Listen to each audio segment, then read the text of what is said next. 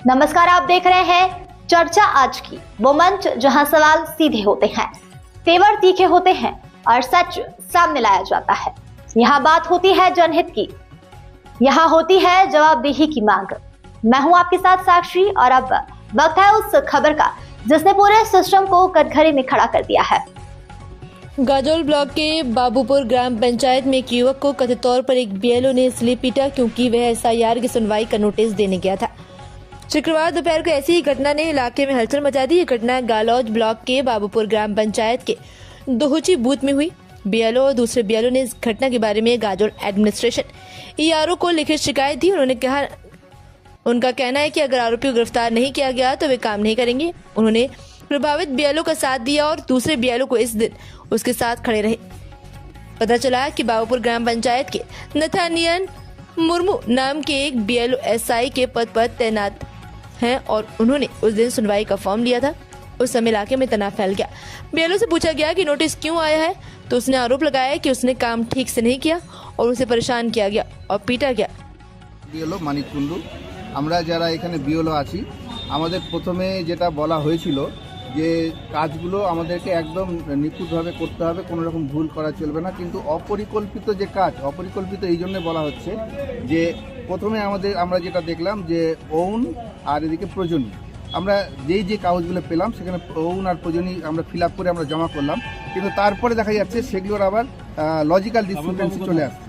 Logical discrepancy যখন আসলো তখন আমরা সেই কাজগুলোকে আবার কাগজগুলো সংগ্রহ করতে হচ্ছে। যে প্রথমে কিন্তু বলেছিল যে কোনো রকম ডকুমেন্টস নেওয়া যাবে না, পরে আবার সেই লোকগুলোকে আমরা ডাকছি এবং তারা রীতিমতো হ্যারাস হচ্ছে। ডেকে তাদের সেই লজিক্যাল ডিসক্রিপেন্সি কেন হচ্ছে না, এই জিনিসগুলোর জন্য হচ্ছে, এগুলো আমরা নিয়ে আমরা আবার সাবমিট করলাম। পরে দেখা যাচ্ছে কি যে যাদের আমরা লজিক্যাল ডিসক্রিপেন্সির জন্য আমরা কাগজ জমা করেছিলাম এবং সাবমিট করলাম, সাকসেসফুলি দেখিয়ে দিল, সেই কাগজগুলো তাদেরকে আবার আসছে। এইভাবে কি হচ্ছে না, সেই লোকগুলো আমাদের প্রতি আস্তে আস্তে তাদের ক্ষিপ্রতা বেড়ে যাচ্ছে এবং আমাদেরকে কিন্তু এখান থেকেও ব্লক থেকেও এই কাজগুলো করতে বাধ্য করা হচ্ছে। আমরা যদি উত্তর চাই যে কেন তার আবার আসলো নামগুলো, তারাও ঠিকমতো বলতে কিন্তু পারছেন না। আমাদের যারা হায়ার অথরিটি যারা রয়েছেন তারাও উত্তর দিতে পারছেন না। এই ক্ষেত্রে কি হচ্ছে যে আমরা কিন্তু ফিল্ডে গিয়ে তাদেরকে ঠিকঠাক মতো উত্তর দিতে পারছি না এবং একটা গণবিক্ষোভ তৈরি হচ্ছে। এমনকি দেখা যাচ্ছে এরকম যে হয়তো দেখা গেলো, আমার কথা বলছি, আমার হয়তো বাবার দুটো ছেলে কি 4টা ছেলে আছে, কিন্তু বলা হচ্ছে না আপনার ছটা আছে, আপনি প্রমাণ করেন আপনার 4টা ছেলে। মানে এরকম একটা তুগলকি কাজকর্মগুলো চলছে এবং যার ফলে কি হচ্ছে, আমরা কিন্তু এর হেনস্থা হচ্ছি। আমরা যারা বিএলও আছি, আমরা বিভিন্ন জায়গায় বিভিন্ন রাতে বিরাতে আমরা কাজ করছি এবং আমাদের কোনো রকম কিন্তু সাপোর্ট এখান থেকে দেওয়া হচ্ছে না। আমরা এর প্রতিবাদ জানাই এবং আমরা আগামীতে গণ ইস্তফা দেওয়ার জন্য সবাইকে আমরা আমাদের হিয়ারিং আমি চাই না আমার আরও সহকর্মীরা আছে একসঙ্গে সবাই মিলে বলুক যে আগামী দিনে আমরা লজিক্যাল ডিসক্রিপেন্সি হিয়ারিং দিতে যাব, যেখানে একজন ইলেকট্রনের 6টা ছেলে মেয়ে। বাস্তবে ওকে আমি জিজ্ঞেস করছি বা আমার ফিল্ড ভেরিফিকেশনে 4 জন আছে, 2 জন কথায় পেল, সে তো আমার স্বাভাবিকভাবে আমার উপর ক্ষিপ্ত হবে, কারণ নোটিশটা আমি ধরাচ্ছি। এবার সেই ক্ষেত্রে আমার ওখানে প্রাণনাশের হুমকি, আমি মার খাওয়ার পরিস্থিতি, গণবিক্ষোভ তৈরি হলো, গণপিটুনি তৈরি হলো, তাহলে আমার সুরক্ষা কোথায়? আর নির্বাচন কমিশনই বা কোথায় ওনার 6 জনের পেলেন, সেই প্রশ্নটাও তো মানুষ আমাকে করছে, তার উত্তর আমি কি দেবো? আমি তো নির্বাচন কমিশন নই, আপনি একজন বিএলও, আমি একজন শেষ মিডিয়াম, একটা চেঞ্জ সিস্টেমের কাজের লাস্ট অপশন, আমি যে প্র্যাকটিক্যালে কাজ করছি, তাহলে আমার সুরক্ষা কোথায়? আমি তাকে কীভাবে প্রশ্ন উত্তর দেবো? এত কিছু করার পরেও আমরা এসআইআর সমস্ত কাজগুলো উঠিয়ে দিলাম। কষ্ট সত্যি 30 জন বিএলও এখানে আমরা দিচ্ছি, এখন আমরা ফার্স্ট পার্ট উঠিয়ে দিয়েছি, আমরা এসআইআর এর সেকেন্ড পার্টের কাজ চলছে। এই অবস্থায় আমাদের বিএলওকে মারবে, হুমকি খেতে হবে, হিয়ারিং এর নোটিশ দিতে হবে, কিভাবে সম্ভব? কি দাবি জানাচ্ছেন আজকে ইয়ার কাছে? দাবি জানাচ্ছি আমাদের সুরক্ষা তৈরি হোক, মনে হলে আমরা গণ ইস্তফা দেবো। আমাদের কাজের একটা সুনির্দিষ্ট দিশা দিক। প্রতিদিন কোনো না কোনো কাজ পরিবর্তন হচ্ছে। একটা কাজ সুষ্ঠুভাবে পরিকল্পিতভাবে একটা নিয়ম তৈরি হয়, তারপরে কাজে যায়। গাইডলাইন প্রতিদিন পরিবর্তন হচ্ছে, কিভাবে সম্ভব? একটা ইলেকট্রনকে চলে আসে আমার কাছে রাখবো বা ওর বাড়িতে যাবো, কবার ডকুমেন্টস দিব? 91 বিএলও ওইটা বলে দেন। হলো আমরা যখন ফিল্ডে নোটিশ দিতে যাচ্ছি আমাদের জনগণ পাবলিক মার্চে আছে, আমরা যেহেতু মিল দিয়েছি, আমরা তো আমাদের গার্জিয়ানের সব আছে 2002 দেওয়ার সত্ত্বেও কেন নোটিশ আসছে সেই কৈফিয়তটা আপনাকে দিয়ে দেবো, তার মানে আপনি কারচুপি করেছেন। হ্যাঁ, এইভাবে মানে প্রায় জনই আমাদের হুমকি দিচ্ছে। তারপরে এই কাজ তো আছে, ব্লক থেকেও কিন্তু আমাদের মানে এক্সট্রা কাজ চাপিয়ে দিচ্ছে। আমরা কি অরিজিনালি মানুষ না অন্য কিছু? যে সমস্ত নোটিশগুলো আমাদের হাতে তুলে দেবে সেগুলো না দিয়ে কি করছে, অফিসে এসে আমাদের সেই নোটিশগুলো বেছে কাউন্ট করে তারপরে নিতে হচ্ছে। এটা কেন? হ্যাঁ, এইগুলোর প্রতিবাদ আমরা জানাই। আর যাকে হুমকি দেওয়া হয়েছে, যার উপরে অত্যাচার করা হয়েছে, তার যতক্ষণে সেই ব্যক্তি অ্যারেস্ট না হবে ততক্ষণে আমরা কোনো কাজে যাবো। আমাদের এটা হলো এআরও স্যারকে জানানো, তিনি কি বলবে তারপরে আমরা যে কোনো কাজে না যেতে জানি। আপনার নাম? আমার নাম বিনোদী। ওই কোন পার্টির বিয়ে? 123 পার্টি।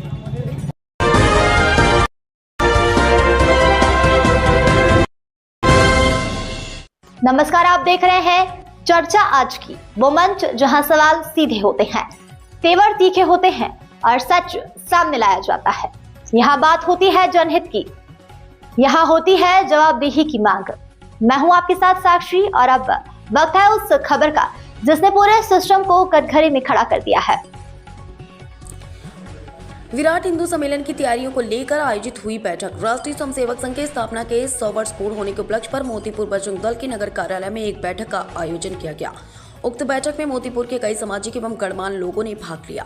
बैठक में आगामी 27 जनवरी को मोतीपुर चीनी मिल के मैदान में आयोजित होने वाले विराट हिंदू सम्मेलन की तैयारी को लेकर चर्चा किया गया। सम्मेलन को सफल बनाने हेतु संतोष कुमार गुप्ता को संयोजक, विकास कुमार राय को सह संयोजक, ब्रजभूषण कुमार को मीडिया प्रभारी, शैलेंद्र सिंह को कोषाध्यक्ष, आलोक आनंद को उप कोषाध्यक्ष, आदित्य सिंह को संपर्क प्रमुख बनाया गया। बैठक में मुकेश कुमार वर्मा, लाला अमरनाथ, रोहित सिंह, प्रीतम सिंह, रोहित ठाकुर, सुंदरम यादव, सिकंदर कुमार, चंदन कुमार आदि उपस्थित थे।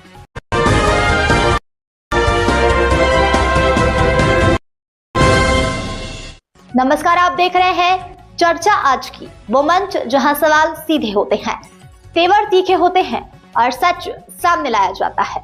यहाँ बात होती है जनहित की, यहाँ होती है जवाबदेही की मांग। मैं हूं आपके साथ साक्षी और अब वक्त है उस खबर का जिसने पूरे सिस्टम को कटघरे में खड़ा कर दिया है। पवई गोलीकांड के दोनों आरोपी गिरफ्तार। घटना में लिप्त आला जरब अवैध देशी पिस्टल में कारतूस बरामद। दिनांक 15/1/2024 को फरियादी मोहम्मद रईस पिता जुमराती मोहम्मद उम्र 50 साल निवासी ग्राम ककरहची ने ऐसी रिपोर्ट दर्ज कराई थी जब वह अपनी बहन सबीना अख्तर के ससुराल ग्राम कृष्णगढ़ थाना पवई गया हुआ था। तभी जमीन के बंटवारे के विवाद को लेकर उसकी बहन के देवर अफजल उर्फ रानू खान ने जान से मारने की नीयत से सामने से कट्टे से फायर करके उसके पेट में गोली मार दी गई, जो बाहर नहीं निकली है, पेट में फंसी हुई है। फरियादी की उक्त रिपोर्ट पर थाना पवई में अपराध क्रमांक 25/26 धारा 109(1) BNS का पंजीबद्ध कर विवेचना में लिया गया था। प्रकरण अत्यंत गंभीर प्रकृति का होने से पन्ना पुलिस अधीक्षक श्रीमती निवेदिता नायडू, अतिरिक्त पुलिस अधीक्षक श्रीमती वंदना सिंह एवं अनुविभागीय अधिकारी श्रीमती भावना दांगी के द्वारा थाना प्रभारी पवई निरीक्षक सुशील कुमार अहिरवार को तत्परता के साथ आरोपी गढ़ों को पकड़ने के लिए आदेशित किया गया था, जिसके पालन में थाना प्रभारी पवई निरीक्षक सुशील कुमार अहिरवार के नेतृत्व में एक टीम गठित की गई, जिनके द्वारा घटना से संबंधित साक्ष्यों का संकलन किया गया एवं घटना में लिप्त आरोपी अफजल उर्फ रानू खान पिता सत्तार खान निवासी ग्राम कृष्णगढ़ थाना पवई एवं एक अन्य सह आरोपी को गिरफ्तार कर लिया। घटना में लिप्त आला जरब 1 नग पिस्टल में कारतूस, प्लास्टिक का पाइप, मोटरसाइकिल आदि बरामद कर लिया गया। माननीय न्यायालय के आदेश से दोनों आरोपियों को उप जेल पवई न्यायिक अभिरक्षा में भेज दिया गया। वहीं दूसरी ओर घायल रईस मोहम्मद की स्थिति नाजुक बनी हुई है। उल्लेखनीय भूमिका उक्त संपूर्ण कार्रवाई में थाना प्रभारी पवई निरीक्षक सुशील कुमार अहिरवार, उप निरीक्षक ML कोल, आनंद मोहन मिश्रा, प्रधान आरक्षक सुरेंद्र प्रजापति, प्रधान आरक्षक अनिल गर्ग, महिला आरक्षक खुशबू सिंह, आरक्षक विनय सिंह, आरक्षक राहुल अहिरवार की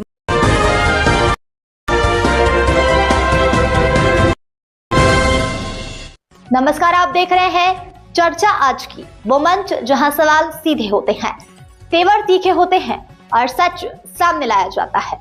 यहाँ बात होती है जनहित की, यहाँ होती है जवाबदेही की मांग। मैं हूं आपके साथ साक्षी और अब वक्त है उस खबर का जिसने पूरे सिस्टम को कटघरे में खड़ा कर दिया है। मारपीट में अधेड़ घायल, 4 पर केस दर्ज। अशोकनगर में चाय के पैसे मांगने पर एक दुकान संचालक से बेरहमी से मारपीट की गई। घटना का वीडियो शुक्रवार को सामने आया है, जिसमें कुछ लोग एक अधेड़ व्यक्ति की पिटाई की थी। कोतवाली पुलिस ने इस मामले में 4 आरोपियों के खिलाफ मामला दर्ज किया है। फरियादी राज बहादुर सिंह यादव 55 वर्ष निवासी ताइडे कॉलोनी ने जिला अस्पताल में उपचार के दौरान पुलिस को शिकायत दर्ज कराई। उन्होंने बताया कि वह स्वराज एजेंसी के पास सेंट्रल बैंक के सामने चाय की दुकान चलाते हैं। 15 जनवरी की सुबह राम कुमार रघुवंशी और चाय सिगरेट पीने आए थे। फरियादी के अनुसार दिन भर चाय सिगरेट लेने के बाद जब शाम को उन्होंने पैसे मांगे तो आरोपियों ने विवाद शुरू कर दिया और शराब पीने के लिए 500 रुपए मांगने लगे। मना करने पर दोनों वहां से चले गए। रात करीब 9 बजे राम कुमार रघुवंशी, दीपक अहिरवार और उनके साथ 2 अन्य लोग मोटरसाइकिलों से दुकान पर पहुंचे। उन्होंने राज बहादुर सिंह यादव के साथ अश्लील गाली गलौज करते हुए लाठी डंडों और लात घूंसों से मारपीट की। जब फरियादी जान बचाकर अपने घर के अंदर घुसे तो आरोपी गेट तोड़कर घर में घुस आए और दोबारा मारपीट की, जिससे उन्हें आंख, हाथ और शरीर के अन्य हिस्सों में गंभीर चोटें आईं। फरियादी की शिकायत पर कोतवाली पुलिस ने आरोपी राम कुमार रघुवंशी, दीपक अहिरवार और 2 अन्य अज्ञात व्यक्तियों के खिलाफ धारा 115(2), 351(2), 296(वी), 331(6), 119(1), 35 BNS के अंतर्गत मामला दर्ज किया है। उप निरीक्षक देहाती नालसी आशुतोष गुप्ता द्वारा जिला अस्पताल अशोकनगर में दर्ज की गई। पुलिस द्वारा 2 आरोपियों को पकड़ लिया गया है। 2 आरोपी फरार हैं। दोनों आरोपियों को थाने ले जाती पुलिस।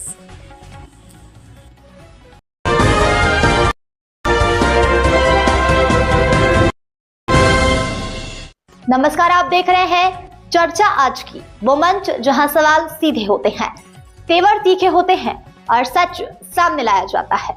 यहाँ बात होती है जनहित की, यहाँ होती है जवाबदेही की मांग। मैं हूं आपके साथ साक्षी और अब वक्त है उस खबर का जिसने पूरे सिस्टम को कटघरे में खड़ा कर दिया है। सकल हिंदू समाज के द्वारा विशाल हिंदू सम्मेलन आयोजित किया गया। राष्ट्रीय स्वयंसेवक संघ के शताब्दी वर्ष के पावन अवसर पर उमरबन नगर के भकोरिया हाट बाजार स्थल आमू आका हिंदू 6 सकल हिंदू समाज के द्वारा विशाल हिंदू सम्मेलन आयोजित किया गया। मंचासीन महामंडलेश्वर स्वामी 1008 संत श्री नरसिंह दास जी महाराज चतुर्भुज श्री राम मंदिर मांडव, मातृशक्ति वक्ता ज्योति दीदी सोनी मनावर, संघ वक्ता हरिओम शर्मा बड़दा कुक्षिवा नगर सहित 12 ग्रामीण गांवों के समाज के वरिष्ठ प्रमुख एवं संत जन थे। हिंदू सम्मेलन में हजारों की भारी संख्या में हिंदू समाज एकजुट होकर कार्यक्रम को सफल बनाया। कार्यक्रम के अतिथियों के द्वारा भारत माता पूजन किया, जिसके पश्चात सभी अतिथियों का स्वागत कर विशाल हिंदू सम्मेलन का श्री गणेश हुआ। संत महामंडलेश्वर नरसिंह दास जी महाराज ने कहा कि देवताओं ने कहा हमसे बड़ा भाग्यशाली देवता भी नहीं है, जिनको मनुष्य से तन मिला है, जो सनातन काल से धर्म की भूमि रही है। हमारे आराध्य देव दर्शन अपनी माँ में करते हैं। अपने परिवारों में संस्कारों से दूर होने के कारण कुछ कमजोर होते जा रहे हैं। संस्कारों की कमी होने से हम बंटना शुरू हो जाते हैं। हमारा अस्तित्व पर प्रभाव पड़ता है। भेदभाव जातिवाद के नाम पर बटे हुए हैं, जिसके कारण विधर्मी लोग हिंदुओं पर अत्याचार कर रहे हैं।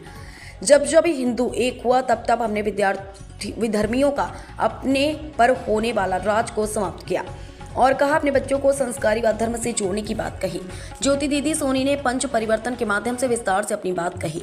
हरिओम शर्मा ने हिंदू समाज को संगठित रहने के बारे में अपने विचार व्यक्त किए। विशाल पंडाल में महान क्रांतिकारी महापुरुष व संत जनों ने चित्र लगाए। विशाल अखंड भारत पर रंगोली काजल पांडे व अंतिम राठौर के द्वारा बनाई गई। भगवान श्री राम का विशाल चित्र आकर्षित रहा। भारतीय संस्कृति के अनुसार मातृशक्ति व पुरुषों ने परिधान धारण किए। तोरण द्वार व स्वागत द्वार लगाए। पंच परिवर्तन, नागरिक कर्तव्य, स्वदेशी कुटुंब प्रबोधन, समरसता व पर्यावरण के फ्लैग्स के साथ आमू आका हिंदू 6 का सेल्फी पॉइंट के साथ चल समारोह आकर्षण का केंद्र रहा। वहीं व्यापारियों ने अपने प्रतिष्ठान बंद रखे व उमरबन नगर भगवा में हुआ संत कबीर वाणी भजन मंडली सांवला खेड़ी द्वारा भजनों, बांसुरी, वादन व सांस्कृतिक कार्यक्रम आयोजित हुए। भारतीय संस्कृति के अनुसार सभी ने भोजन किया। शताब्दी महोत्सव के इस पुण्य पावन अवसर पर सकल हिंदू समाज को एकत्रित करके उसमें भेदभाव का भाव मिटाकर, जाति पाति का भाव मिटाकर एक समरसता का मूल संदेश समाज को देने के लिए यह आयोजन किए जा रहे हैं। 100 वर्ष की संख्या में 1925 से लेकर 2025 तक के 100 वर्षों में हमने सकल हिंदू समाज को संगठित होकर समर्थ और शक्तिवान बनाने का जो प्रयास किया है वो हमारी युवा पीढ़ी में भी जाए, युवा पीढ़ी समृद्ध हो। इस हेतु से ये सारे आयोजन सकल समाज के एकत्रीकरण के लिए और संगठन के लिए किए जा रहे हैं। आपका निवास स्थान चतुर्भुज राम मंदिर मांडव। बहन बेटियों को आघात करने वाले हैं, उनसे बचाने की आवश्यकता है। तो बच्चे संवाद नहीं करेंगे तो परीक्षा में फेल होते हैं, तो कहीं वो नदी में कूद जाते हैं, तो कोई जहर पी लेते हैं, लेकिन उनको कोई अपनापन बात करने वाला नहीं होता है। तो आप रात्रि में एक नियम बनाइए कि मैं अपने मोबाइल से दूर रहूंगी और मैं अपने बच्चों के साथ बैठकर बातचीत करूंगी कि क्या चला है दिन भर, कौन मिला है आपसे। बच्चों से भी पूछना कि कितने आपके दोस्त बने हुए हैं, कितनी सहेलियां बनी हुई है। कोरोना काल में जो हमारे फॉलोवर्स थे ना, वो हमारे नजदीकी के लोग थे, और अभी इंस्टाग्राम पे हमारे फॉलोवर्स, मेरे तो इतने सारे फॉलोवर्स हैं दीदी कि मेरी हर चीज को लाइक करते हैं। तो कोरोना काल में तो हमारे फॉलोवर्स, तो जो हमारे आसपास बैठे हुए थे वो हमारे फॉलोवर्स थे। ऑनलाइन खरीदी को बंद करना है, हमारे समाज की जो भी बंधु भगिनी जो भी व्यवसाय करती है उसको बढ़ावा दे। हमारे बंधु साथी जो सेना में है उनको भी मैं प्रणाम करती हूँ, और आप सभी को मेरा सादर वंदे, जय श्री राम। एक बार हम सनातनी हिंदू होने के नाते अपने दोनों हाथ खड़े करके भारत माता की, भारत माता की।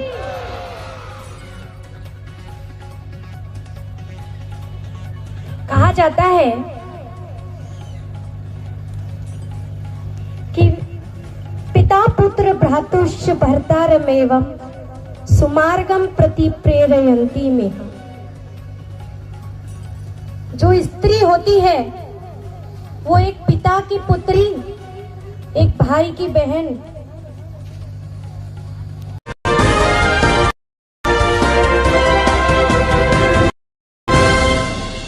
नमस्कार, आप देख रहे हैं चर्चा आज की, वो मंच जहां सवाल सीधे होते हैं, तेवर तीखे होते हैं और सच सामने लाया जाता है। यहाँ बात होती है जनहित की, यहाँ होती है जवाबदेही की मांग। मैं हूं आपके साथ साक्षी, और अब वक्त है उस खबर का जिसने पूरे सिस्टम को कटघरे में खड़ा कर दिया है। कड़ाके की ठंड के बावजूद स्थानीय ग्रामीण कलाकार पूर्ण श्रद्धा, आस्था और अनुशासन के साथ ही श्री राम की लीलाओं का अभिनय कर रहे हैं। इस रामलीला का सबसे बड़ी विशेषता यह है कि सभी पात्र ब्राह्मण समाज से होते हैं और वे पूर्व ब्रह्मचर्य का पालन करते हुए पाठ और अभिनय करते हैं। अपनी निश्चित परंपरा, मौलिकता और ग्राम्य संस्कृति से जुड़ाव के कारण ये रामलीला क्षेत्र में विशेष पहचान बनाए हुए है। रामलीला की शुरुआत मुकुट पूजा से होती है। सीता विवाह तक की लीलाओं का अत्यंत सुंदर और मर्यादित मंचन किया जाता है। यह आयोजन पांडे परिवार द्वारा किया जाता है, जिसमें सभी परिवार के सभी सदस्य बढ़ चढ़ कर भाग लेते हैं। पूर्व प्रधान राम नारायण पांडे ने बताया कि ग्रामीण मानते हैं कि यदि रामलीला का मंचन न हो तो गाँव में कोई अनिष्ट हो सकता है। पिछले वर्ष होली के दिन बिना किसी आंधी तूफान के रामलीला मंचन के लिए उपयोग किए जाने वाला टीन शेड उखड़ गया था। इसमें लगे एंगल भी टेढ़े हो गए तो पूरा सेट गिर गया, जिससे ग्रामीण एक बार फिर भयभीत हो गए। ये रामलीला मंचन 8 दिनों तक चलता है।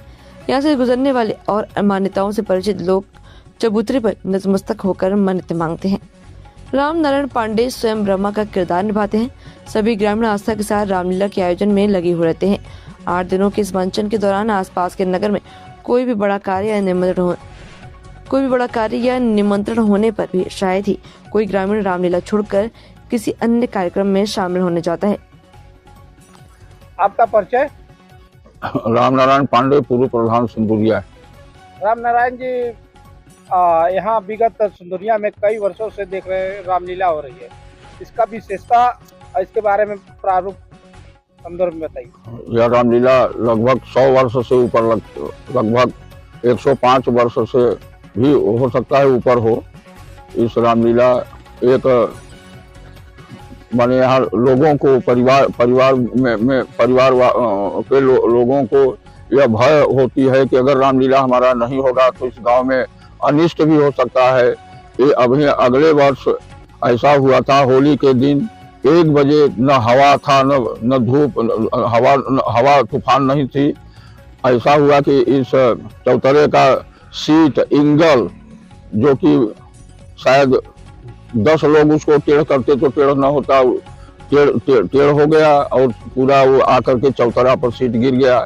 इससे लोगों ने भयभीत हुए। फिर यहाँ हमारे सारे गुरु उपरोहित जो हम लोगों के हैं, वो डाला मंदिर के पुजारी बर्दियाँ ईश्वरी नंद तिवारी और हनुमान मंदिर के पुजारी आपके चौपन बैरियर के, ये लोगों ने आकर के 1 घंटा स्तुति हुई। उसके बाद यह प्रण हुआ कि यहाँ कीर्तन होना चाहिए। उन लोगों ने आदेशित किया कि यहाँ कीर्तन आप लोग कराइए। तो वो कीर्तन हम लोग आज चौथे दिन यहाँ कीर्तन का कार्यक्रम हुआ बहुत बढ़िया ढंग से, और 8 दिन का हम लोग यहाँ रामलीला करते हैं और बड़े आस्था के साथ। आज के दिन आज हमारे यहाँ भगवान राम जन्म का दिन है। लोग यहाँ बड़ी मनौतियाँ होती हैं, जिसमें बच्चे भी होते हैं, तो उसमें मैं पियरी रंग की धोती रंग करके और सठौरा और मीठा कम से कम 3 कुंटल से कम लगभग यहाँ मीठा का चढ़ोतरी होता है। माना जाता है कि यहाँ मानता, हाँ, कोई आदमी मनौती पूरी होती है। हाँ, यहाँ मतलब मध्य प्रदेश से आने वाले लोग यहाँ चौतरा के आकर के नतमस्तक होते हैं, और बिना जूता पहन करके कोई स्टेज पर नहीं चढ़ता है, और बिना प्रणाम किए इधर से आने वाले जाने वाले करते हैं। इस तरह से इस रामलीला का बड़ा महत्व है। लोग डरते भी हैं आस्था के साथ, कहीं कोई ऐसी विचित्र घटना भी हो जाती है तो यहाँ मन्नत मानने पर भगवान पूर्ण करते हैं। इसलिए इस रामलीला का आस्था सब लोगों को है। हम विशेषकर सिंदुरिया के पांडे परिवार जो है, ये बहुत ढंग से स्वच्छता के साथ ये परिवार कभी भी जूता पहन करके स्टेज पर नहीं चढ़ता है चौतरे पर। रामलीला वतू में यहाँ के आप पात्र भी हैं और क्या क्या करते हैं? और हम तो भाई यहाँ रामलीला के पात्र भी हैं। मैं ब्रह्मा का रूल अदा करता हूँ, और मारिस दरबार में सुबाओं का पाठ करता हूँ, राजा का भी पाठ करता हूँ, और सतानंद का भी पाठ करता हूँ, और सारे मूर्तियों को मेकअप करना मेरी जिम्मेदारी है। मेरी उम्र 68 साल की है, मगर फिर भी मैं एक नवयुवक के तरह इस कार्य को करते हैं, और बड़े आस्था और रुतबा के साथ लगे रहते हैं। ये 8 दिन तक कोई भी बड़ा कोई कार्य हो, कहीं निमंत्रण भी कहीं अगर बाहर है, तो मैं इस गांव का शायद कोई रामलीला छोड़ करके नहीं जाना चाहता।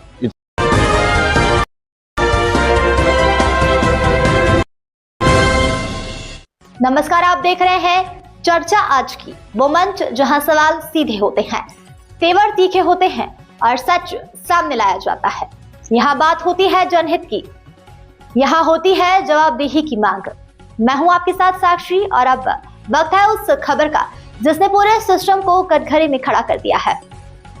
2 वर्षों से बंद हैंडपंप बने छात्रों की परेशानी। पानी के लिए विद्यालय से बाहर जाते हैं छात्र, हादसों का बना रहता है खतरा।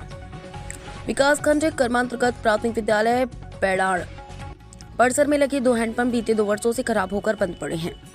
इनमें से एक हैंडपंप तो स्थापना के मात्र 10 दिन बाद ही खराब हो गया था। विद्यालय प्रबंधन द्वारा कई बार मौखिक रूप से तथा एक बार लिखी शिकायत ग्राम प्रधान, ग्राम पंचायत विकास अधिकारी और विकासखंड अधिकारी कर्मा को देने के बावजूद अब तक न तो मरम्मत हो सकी और न ही संचालन शुरू कराया जा सका है। हैंडपंप बंद होने के कारण छात्रों को पेयजल के करीब 200 मीटर दूर उच्च प्राथमिक विद्यालय बेड़ाड़ के परिसर तक जाना पड़ता है। इससे बच्चों को काफी असुविधा होती है। सबसे बड़ी परेशानी मध्याह्न भोजन पकाने और वितरण में सामने आ रही है। यहाँ पानी की उपलब्धता न होने से कामकाज प्रभावित हो रहा है। अभिभावक राजकुमार ने बताया कि बीते 2 वर्षों में कई बार हैंडपंप की मरम्मत की मांग की गई, लेकिन कोई ठोस कार्रवाई नहीं हुई। टोल फ्री नंबर पर कई बार शिकायत दर्ज कराने के बाद समस्या जस की तस बनी हुई है। इस स्थिति से अभिभावकों में असंतोष और छात्र लगातार परेशानियों का सामना कर रहे हैं। ना परेशानी वाला एकन के जुटाई के पानी जाए में से लिया पियावे के पड़े। कई साल, अरे साल भर हो गल हुई चापाकल बिगड़ ले।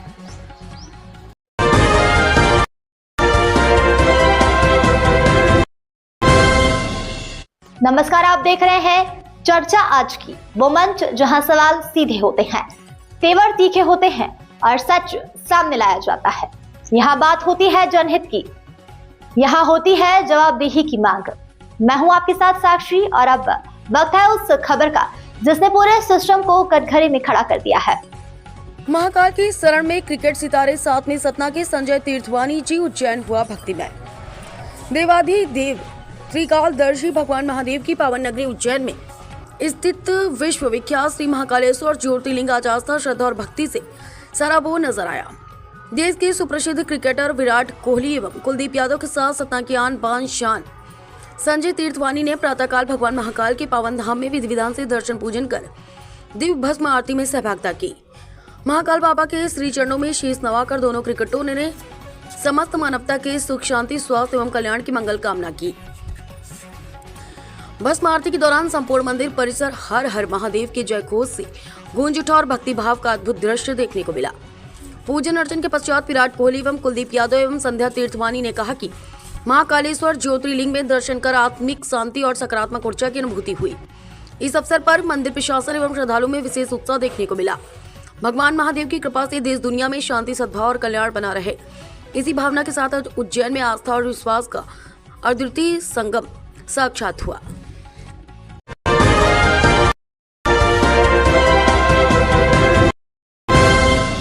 बुलंदशहर से बड़ी खबर के साथ शुरुआत करते हैं, जहां पर एक पत्नी दिव्या ने प्रेमी के साथ मिलकर पति नीरज की हत्या कराई। नीरज की पत्नी दिव्या के पिंटू के साथ नाजायज संबंध थे। नीरज को रास्ते से हटाने के लिए दिव्या ने हत्या की पटकथा लिखी थी। पुलिस के पति नीरज मुताबिक दिव्या के साथ आए दिन मारपीट करता था। हत्यारोपी पिंटू प्लानिंग के तहत नीरज को दिल्ली से खुर्जा लेकर आया और खुर्जा में अग्रवाल फाटक के पास हत्या की वारदात को अंजाम दिया और गमछे से गला दबाने के बाद ईंट से वार कर हत्या की गई थी।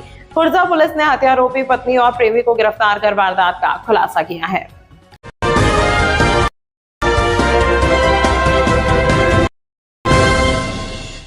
फतेहपुर जिले के धरियाव थाना क्षेत्र अंतर्गत हसवा गांव में दोहरे हत्याकांड से इलाके में उस वक्त सनसनी फैल गई है जब एक युवक ने अपने साथी और भाभी पर चाकू से हमला कर दिया। बताया जाता है कि आरोपी दिलदार कुरैशी के साथी युवक का उसकी भाभी से अवैध संबंध था। इस बात को उसकी बहन भी जानती थी, जिसके चलते उसने यह वारदात की है। पहले अपने साथी युवक को जंगल में जाकर चाकू से निर्मम हत्या कर दी, फिर घर पहुंचकर अपनी भाभी जीकरा परवीन के ऊपर चाकू से ताबड़तोड़ हमला किया। बीच बचाव करने आई बहन के ऊपर भी टूट पड़ा और घायल कर दिया। साथ ही युवक की जंगल में मौके पर ही मौत हो गई, जबकि भाभी और बहन को गंभीर हालत में अस्पताल ले जाया गया, जहां डॉक्टरों ने जीकरा परवीन यानी भाभी को मृत घोषित कर दिया, जबकि घायल बहन मन्नू को हैलट अस्पताल कानपुर रेफर किया गया है।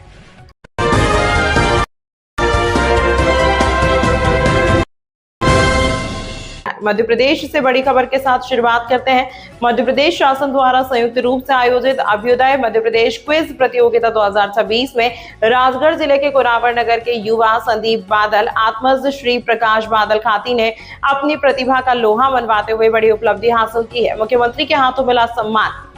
बीते 13 जनवरी 2026 को राजधानी भोपाल में आयोजित भव्य समारोह में प्रदेश के मुख्यमंत्री ने विजेताओं की घोषणा की। इस अवसर पर संदीप बादल को उनकी उत्कृष्ट सफलता के लिए मुख्यमंत्री द्वारा एक इलेक्ट्रिक स्कूटी और विक्रमादित्य वैदिक घड़ी भेंट कर सम्मानित किया गया। नगर और समाज में हर्ष की लहर। संदीप के इस उपलब्धि से पूरे कुरावर नगर और राजगढ़ जिले में हर्ष का माहौल है। आम आदमी पार्टी के जिला अध्यक्ष दिनेश चंद्रवंशी एवं परिवारजनों ने संदीप बादल का साफा बांधकर और पुष्पहारों से भव्य स्वागत किया।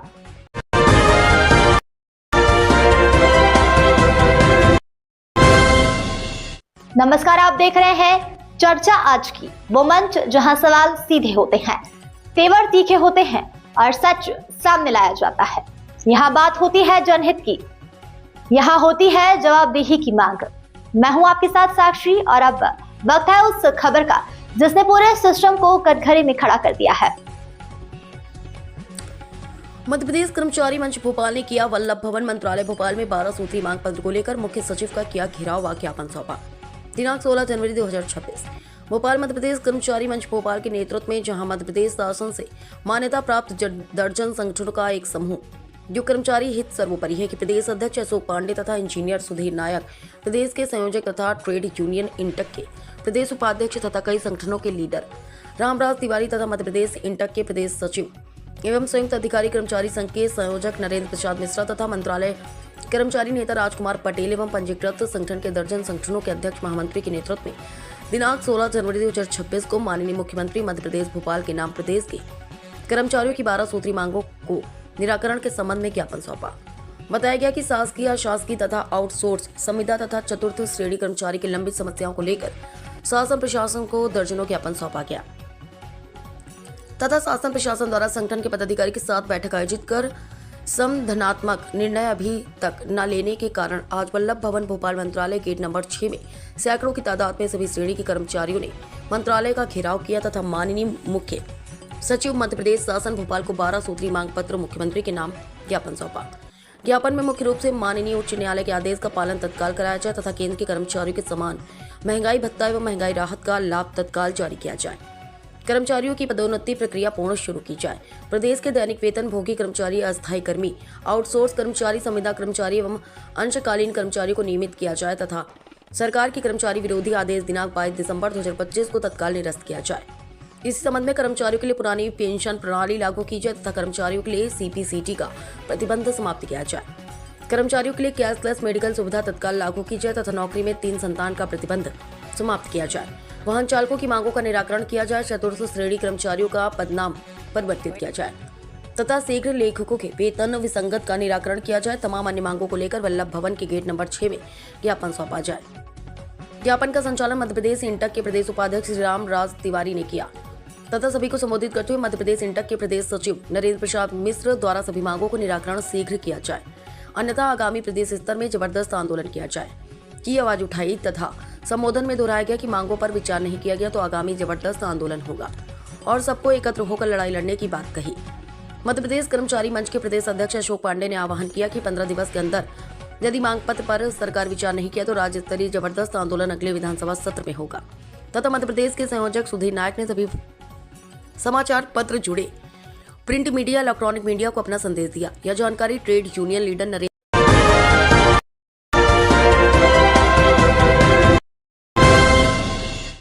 55 में विशाल श्रमिक विश्राम भवन का निर्माण बड़े संघर्षों से चालू हो गया है। शासन की योजना के अनुरूप 40 लाख रुपए का लगभग श्रमिकों के लिए श्रमिक सेट, ट्रेन बसेरा, खड़े होने की व्यवस्था, शौचालय की व्यवस्था, 50 रात्रि विश्राम होने वाली है। शासन के नियमानुसार मजदूरों के लिए प्रत्येक जिले, ब्लॉक, तहसील में शासन की योजना का लाभ मिलना चाहिए। उनके लिए खड़े होने की व्यवस्था, पंजीयन कैंप, रात्रि विश्राम जैसी व्यवस्थाएं होना चाहिए। पचौर में मुख्य नगर पालिका अध्यक्ष और मजदूरों के लिए एक पल के तहत मेरी सत्येंद्र जाटव 20 साल की मांगों का फल मिला, आज काम चालू हो गया। इसी प्रकार मध्य प्रदेश के और सारंगपुर, नरसिंहगढ़, राजगढ़ श्रमिकों के लिए, मजदूरों के लिए बनना चाहिए। यही आशा विश्वास के साथ मैं सत्येंद्र जाटव, जिला उपाध्यक्ष आम आदमी पार्टी एवं जिला अध्यक्ष मजदूर यूनियन एवं अजीज भाई मंसूरी, जिला अध्यक्ष अल्पसंख्यक मोर्चा आम आदमी पार्टी मौजूद रहे।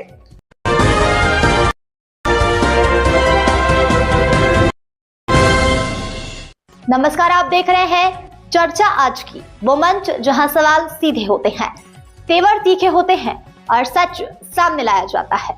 यहाँ बात होती है जनहित की, यहाँ होती है जवाबदेही की मांग।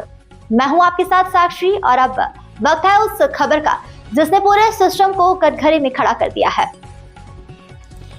वसई विरार महानगर पालिका चुनाव में प्रभाग क्रमांक 16 से जीपी सिंह ने जबरदस्त जनसमर्थन के साथ शानदार जीत दर्ज की है। मतगणना के बाद पूरे प्रभाग में उत्साह और जश्न का माहौल देखने को मिला। समर्थकों ने ढोल, नगाड़ों और नारों के साथ जीत का स्वागत किया। स्थानीय नागरिक समस्याओं पर मजबूत पकड़, निरंतर जनसंपर्क और जमीनी स्तर पर किए गए कार्यों का असर नतीजों में साफ दिखाई दिया। जनता ने विकास और भरोसे की राजनीति पर मुहर लगाई।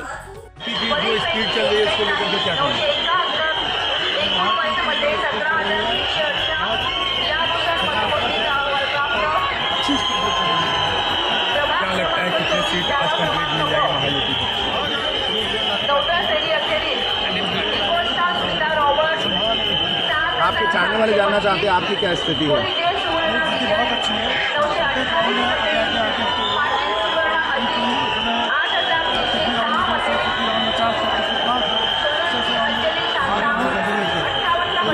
और पूरे पैनल का क्या हाल है आपके? पूरा पैनल जीत रहा है।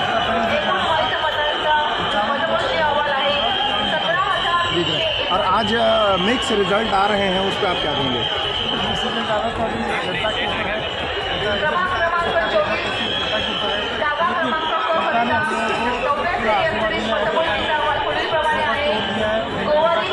इसके पहले के चुनाव में भारतीय जनता पार्टी का एक नगर सेवक हुआ करता था, तो उसके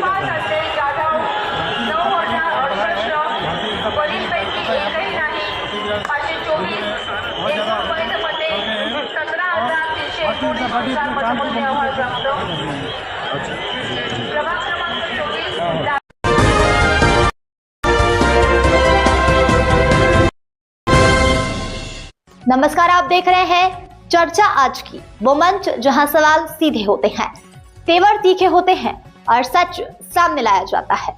यहाँ बात होती है जनहित की, यहाँ होती है जवाबदेही की मांग। मैं हूं आपके साथ साक्षी और अब वक्त है उस खबर का जिसने पूरे सिस्टम को कटघरे में खड़ा कर दिया है। तेज रफ्तार बस ने बाइक सवारों को रौंदा, 2 की मौत, 1 युवक गंभीर घायल। आगरा में बीती देर रात तेज रफ्तार बस ने बाइक सवारों को रौंद डाला, जिससे 2 युवकों की मौत हो गई और 1 युवक गंभीर रूप से घायल हो गया। मामले में पुलिस ने FIR दर्ज की है। प्राप्त जानकारी के अनुसार हादसा आगरा के फतेहाबाद रोड बीते बुधवार की देर रात को मेट्रो स्टेशन के नीचे तेज रफ्तार प्राइवेट बस की टक्कर से बाइक सवार हर्षित शर्मा 28 वर्ष और अनिल 40 वर्ष की मौत हो गई। एक अन्य युवक घायल हुआ है, जिसका इलाज चल रहा है। लोहियानगर फिरोजाबाद निवासी हर्षित शर्मा स्कूल संचालक सुनील शर्मा के बेटा थे और इलेक्ट्रॉनिक कंपनी में एरिया मैनेजर के पद पर कार्यरत थे। हर्षित की 1 साल पहले शादी हुई थी। परिजन ने बताया कि हर्षित की आगरा सहित आसपास के जिलों में ड्यूटी रहती थी।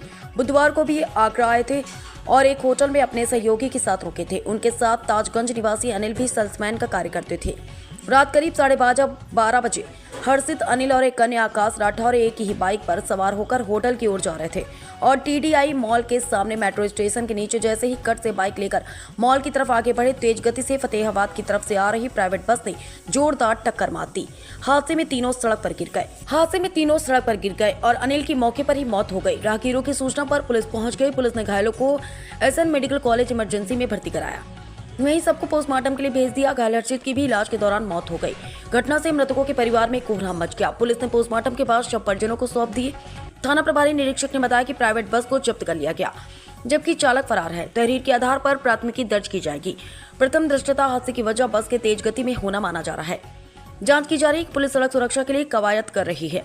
शहर में लेकर देहात तक सुरक्षा के इंतजाम किए जा रहे हैं। जिले को शून्य मृत्यु दर वाला घोषित करने के लिए जागरूकता के कार्यक्रम किए जा रहे हैं। बावजूद इसके हादसों पर रोक नहीं लग पा रही है। आगरा से क्राइम रिपोर्टर समीर अब्बास के साथ मोहिनी मिश्रा की रिपोर्ट। आज तक अभी तक न्यूज चैनल आगरा से।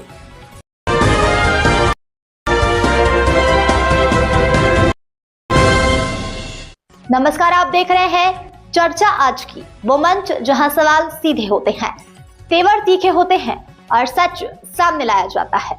यहाँ बात होती है जनहित की, यहाँ होती है जवाबदेही की मांग। मैं हूं आपके साथ साक्षी और अब वक्त है उस खबर का जिसने पूरे सिस्टम को कटघरे में खड़ा कर दिया है। प्रधानमंत्री के जिले के दौरे से पहले मालदा में कई हथियार और गोलियां बरामद। पुलिस एक्शन में एक युवक गिरफ्तार। मालदा के रतुआ थाने की समसी चौकी की पुलिस को इस घटना में कामयाबी मिली है। पुलिस ने इस युवक को समसी रेलवे स्टेशन से सटे इलाके से गिरफ्तार किया है। पुलिस पूरे मामले की जांच कर रही है कि प्रधानमंत्री के जिले के दौरे से पहले इतने हथियार कहां और किस मकसद से ले जाए जा रहे थे। पुलिस सूत्रों के मुताबिक गिरफ्तार युवक का नाम उस्ताद राय 26 वर्ष है। वह मालदा शहर के जलजलिया इलाके का रहने वाला है। उसके पास से 2 पाइप गन और 5 राउंड कारतूस बरामद हुए। प्रधानमंत्री के जिले के दौरे को देखते हुए पुलिस प्रशासन हर जगह कड़ी नजर रख रहा है। यह युवक गुरुवार देर रात गले में बैग टांगकर समसी रेलवे स्टेशन की तरफ से पैदल जा रहा था। प्रधानमंत्री के दौरे को लेकर पुलिस कड़ी सुरक्षा कर रही थी। तभी यह युवक ड्यूटी पर तैनात पुलिसकर्मियों की नजर में आया। पुलिस को शक था कि गिरफ्तार किए गए युवक से पूछताछ की जा रही है। पुलिस ने जल्दी से उसका बैग खोला तो उसमें हथियार और गोलियां दिखी। इसके बाद पुलिस ने उसे गिरफ्तार कर लिया। शुरुआती पूछताछ में पुलिस को अंदाजा हुआ कि हथियार दूसरे राज्य से लाए गए थे और उन्हें जिले के किसी हिस्से में फैलाने का प्लान था। गिरफ्तार किए गए व्यक्ति को चंचल सब डिस्ट्रिक्ट कोर्ट में पेश किया गया और 10 दिन की पुलिस कस्टडी मांगी गई है।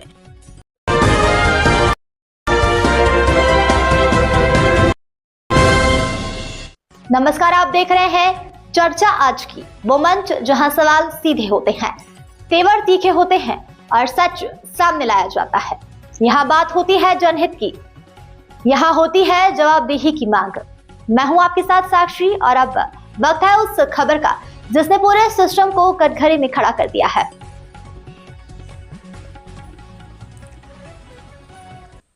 राजगढ़ के होनहार संदीप बादल ने जीता अभ्युदय मध्य प्रदेश क्विज। मुख्यमंत्री ने इलेक्ट्रिक स्कूटी देकर किया सम्मानित। आप राजगढ़ के जिलाध्यक्ष ने निज निवास दंगल जिम पर किया सम्मानित। राजगढ़ कुरावर 16 जनवरी 2024। दैनिक भास्कर।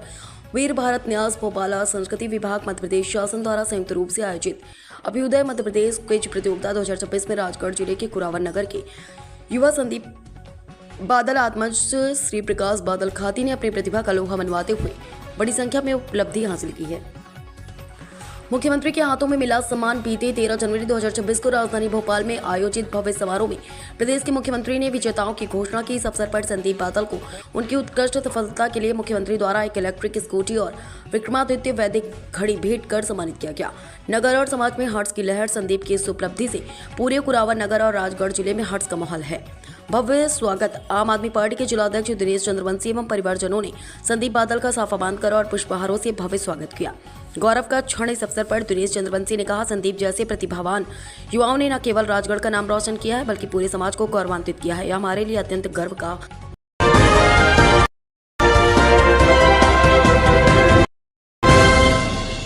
नमस्कार, आप देख रहे हैं चर्चा आज की, वो मंच जहां सवाल सीधे होते हैं, तेवर तीखे होते हैं और सच सामने लाया जाता है। यहाँ बात होती है जनहित की, यहाँ होती है जवाबदेही की मांग। मैं हूं आपके साथ साक्षी और अब वक्त है उस खबर का जिसने पूरे सिस्टम को कटघरे में खड़ा कर दिया है। बड़ी खबर आपको बता दी, आगरा से आ रही है। 17 व 28 जनवरी को 2 दिवसीय व्यापारी संवाद कार्यक्रम होगा संपन्न। आगरा राजकर विभाग आगरा के तत्वाधान में 17 जनवरी व 28 जनवरी को जयपुर हाउस स्थित राजकर भवन के सभागार में व्यापारी संवाद कार्यक्रम का आयोजन किया जा रहा है। 17 जनवरी को कार्यक्रम में मुख्य अतिथि के रूप में शैलेंद्र कुमार सिंह मंडलायुक्त आगरा मंडल रहेंगे। कार्यक्रम में आरती कुमारी संयुक्त आयुक्त राजकर मुख्यालय लखनऊ की भी उपस्थिति रहेगी। पंकज गांधी अपर आयुक्त ग्रेड 1 राजकर आगरा ने जानकारी देते हुए बताया कि सरकार ने जीएसटी लागू होने के बाद व्यापारी एवं आम जन के हित में अनेक सुधार किए हैं। जीएसटी प्रणाली को व्यापारी हेतु सरल सुगम बनाने, आम जन के लिए और लाभकारी बनाने एवं अधिकाधिक राजस्व प्राप्त कर राज्य के विकास में व्यापारी वर्ग को और सहभागी बनाने हेतु इस संवाद कार्यक्रम का आयोजन किया जा रहा है। इसमें व्यापारियों, व्यापार मंडलों एवं अन्य स्टेक होल्डर से प्राप्त सुझावों को सरकार को प्रेषित भी किया जाएगा। कार्यक्रम में सभी सम्मानित व्यापारियों, व्यापार मंडलों, अधिवक्ता संघ, सीए एसोसिएशन एवं अन्य स्टेक होल्डर्स, मीडिया बंधुओं आमंत्रित करते हुए उन्होंने कहा कि व्यापारी संवाद कार्यक्रम में शामिल होकर अपने सुझाव प्रदान करें। आगरा से क्राइम रिपोर्टर समीर अब्बास के साथ राजेश तोमर की रिपोर्ट आज तक अभी तक न्यूज चैनल आगरा से।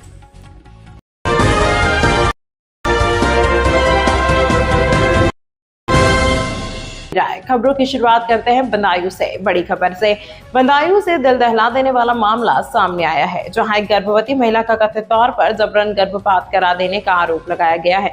आरोप है कि पेट में बच्ची होने की जानकारी मिलने के बाद ससुराल वालों ने यह कदम उठाया। हालात बिगड़ने पर महिला को बरेली रेफर किया गया, जहां इलाज के दौरान उसकी मौत हो गई। पुलिस ने शव को पोस्टमार्टम के लिए भेजकर जांच शुरू कर दी है। बदायूं में एक गर्भवती महिला की कथित तौर पर जबरन गर्भपात कराने के बाद मौत हो गई। मायके वालों ने ससुराल पक्ष पर दहेज की मांग और पेट में बच्ची होने के कारण गर्भपात कराने का गंभीर आरोप लगाया है। पुलिस ने शव को कब्जे में लेकर पोस्टमार्टम के लिए भेज दिया है। यह घटना मूसा झाग थाना क्षेत्र के मल्लाहपुर गांव की है। विजेंद्र सिंह ने लगभग 2.5 साल पहले अपनी 25 वर्षीय बेटी किरण की शादी उझानी थाना क्षेत्र के सामती नगला निवासी राहुल पुत्र दलवीर सिंह से की थी। शादी के बाद किरण ने एक बेटी को जन्म दिया था।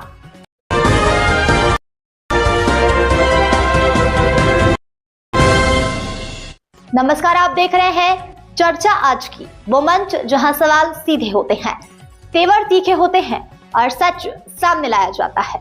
यहाँ बात होती है जनहित की, यहाँ होती है जवाबदेही की मांग।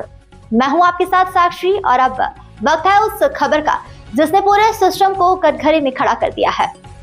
हॉस्पिटल में डिलीवरी के बाद प्रसूता की मौत पर जिन्होंने सड़क पर शव रख किया हंगामा। आगरा के ट्रांस यमुना थाना क्षेत्र स्थित उत्तम हॉस्पिटल में प्रसूता माला देवी पत्नी Reshu trans Yamuna phase 2 Shiv Shakti park थाना इत्मादौला की निवासी थी, जिसे डिलीवरी के लिए भर्ती कराया गया था। मृतक के पति रेशु द्वारा बताया गया कि डिलीवरी के लिए उत्तम हॉस्पिटल में भर्ती कराया गया था, जहां डॉक्टर ने ऑपरेशन द्वारा डिलीवरी कराने की बात कही। ऑपरेशन द्वारा महिला ने एक बच्ची को जन्म दिया, लेकिन डिलीवरी के कुछ समय बाद ही उसकी तबीयत अचानक बिगड़ गई।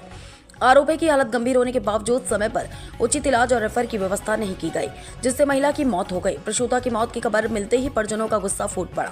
उन्होंने अस्पताल प्रबंधन पर लापरवाही का आरोप लगाते हुए अस्पताल के बाहर शव रखकर हंगामा शुरू कर दिया। हंगामे के चलते अस्पताल के कर्मचारी मौके से फरार हो गए। स्थिति तनावपूर्ण होने पर ट्रांस यमुना थाना पुलिस मौके पर पहुंची और काफी मशक्कत के बाद परिजनों को शांत कराया। पुलिस ने सबको अपने कब्जे में लेकर पोस्टमार्टम के लिए भेज दिया है। थाना पुलिस का कहना है कि पोस्टमार्टम रिपोर्ट आने के बाद आगे की कार्रवाई की जाएगी। फिलहाल परिजनों की तहरीर के आधार पर मामले की जांच की जा रही है। आगरा से क्राइम रिपोर्टर समीर अब्बास के साथ मोहिनी मिश्रा की रिपोर्ट आज तक अभी तक न्यूज चैनल आगरा से।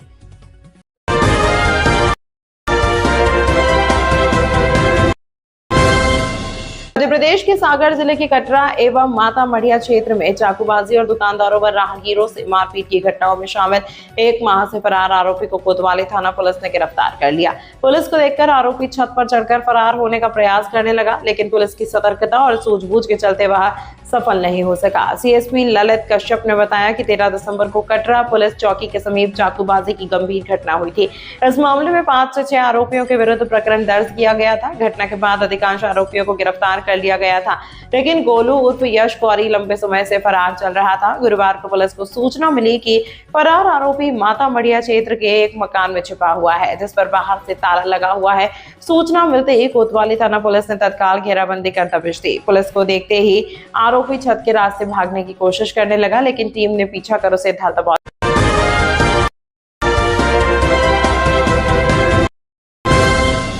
अशोकनगर में चाय के पैसे मांगने पर एक दुकान संचालक से बेरहमी से मारपीट की गई। घटना का वीडियो शुक्रवार को सामने आया है, जिसमें कुछ लोग एक अधेड़ व्यक्ति की पिटाई की थी। कोतवाली पुलिस ने इस मामले में 4 आरोपियों के खिलाफ मामला दर्ज किया है। फरियादी राज बहादुर सिंह यादव निवासी तायडे कॉलोनी ने जिला अस्पताल में उपचार के दौरान पुलिस को शिकायत दर्ज कराई। उन्होंने बताया कि वह स्वराज एजेंसी के पास सेंट्रल बैंक के सामने एक चाय की दुकान चलाते हैं। 15 जनवरी की सुबह रामकुमार रघुवंशी और चाय सिगरेट पीने आए थे। फरियादी के अनुसार दिन भर चाय सिगरेट लेने के बाद जब शाम को उन्होंने पैसे मांगे तो आरोपियों ने विवाद शुरू कर दिया और शराब पीने के लिए 500 रुपए मांगने लगे। मना करने पर दोनों वहां से चले गए। रात करीब 9 बजे रामकुमार रघुवंशी, दीपक अहिरवार और उनके साथ 2 अन्य लोग मोटरसाइकिलों से दुकान पर पहुंचे।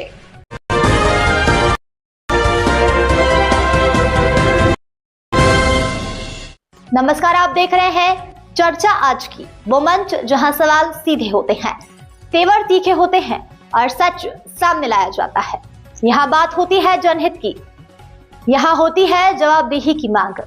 मैं हूं आपके साथ साक्षी और अब वक्त है उस खबर का जिसने पूरे सिस्टम को कटघरे में खड़ा कर दिया है।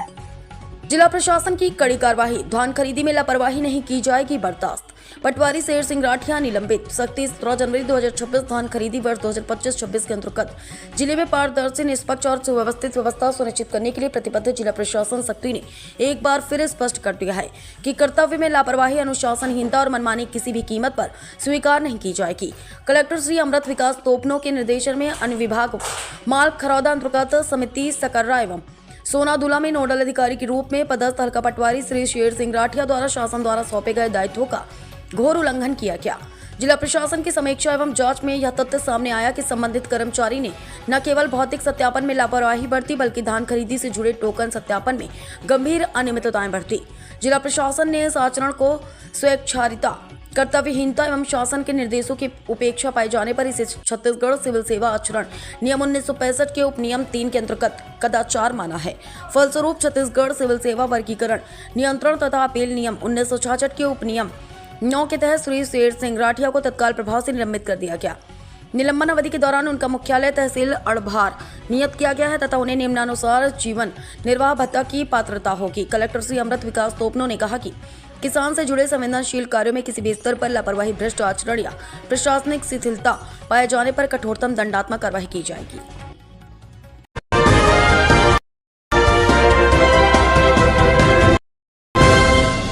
पंद्रह 1/2026 को फरियादी मोहम्मद रईस पिता जुमराती मोहम्मद उम्र 50 साल निवासी ग्राम टगरहटी ने ऐसी रिपोर्ट दर्ज कराई थी जब वह अपनी बहन सबीना अख्तर की ससुराल ग्राम कृष्णगढ़ थाना पवई गया हुआ था। तभी जमीन के बंटवारे के विवाद को लेकर उसकी बहन के देवर अफजल उर्फ रानू खान ने जान से मारने की नीयत से सामने से कट्टे से फायर करके उसके पेट में गोली मार दी गई है, जो बाहर नहीं निकली है, पेट में फंसी हुई है। फरियादी की उक्त रिपोर्ट पर थाना पवई में अपराध क्रमांक 25/26 धारा 109(1) PNS का पंजीबद्ध कर विवेचना में लिया गया था।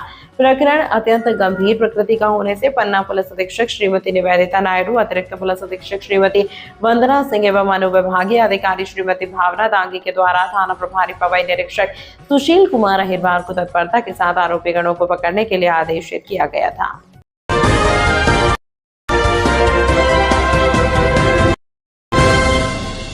नमस्कार, आप देख रहे हैं चर्चा आज की, वो मंच जहां सवाल सीधे होते हैं, तेवर तीखे होते हैं और सच सामने लाया जाता है। यहाँ बात होती है जनहित की, यहाँ होती है जवाबदेही की मांग। मैं हूं आपके साथ साक्षी और अब वक्त है उस खबर का जिसने पूरे सिस्टम को कटघरे में खड़ा कर दिया है। मुजफ्फरपुर जिले के मोतीपुर नगर परिषद क्षेत्र के वार्ड संख्या 13 में 15 नवंबर को पहले सुबह आग से एक ही परिवार के 7 व्यक्तियों की मौत हो गई। इस अग्निकांड में परिवादी मनोज कुमार ने अपनी बहन बहनोई भगनी सहित कुल 7 लोगों की मौत की सूचना मिलने के बाद परिवादी मनोज कुमार, जो कि नई दिल्ली में रहते थे, मोतीपुर पहुंचे और घटना के संबंध में FIR दर्ज कराने के लिए मोतीपुर थाना लिखित आवेदन दिया। परिवादी मनोज कुमार ने बताया कि जिस कमरे में लोग सोए हुए थे, आग से उसी कमरे के बेड पर ही लगी है। उस कमरे में खिड़की और दरवाजा नहीं था। सभी व्यक्ति अलग अलग कमरे में अलग अलग सोए हुए थे। आग उसी जगह पर लगी जहां व्यक्ति सोए हुए थे। अगर पुलिस सही से मामले की जांच करती है तो मामले की सच्चाई सामने आ सकती है। मामले की सुनवाई करते हुए ACJM प्रथम पश्चिम मुजफ्फरपुर की अदालत ने मोतीपुर पुलिस को अविलंब FIR दर्ज कर मामले की जांच करने के आदेश दिए।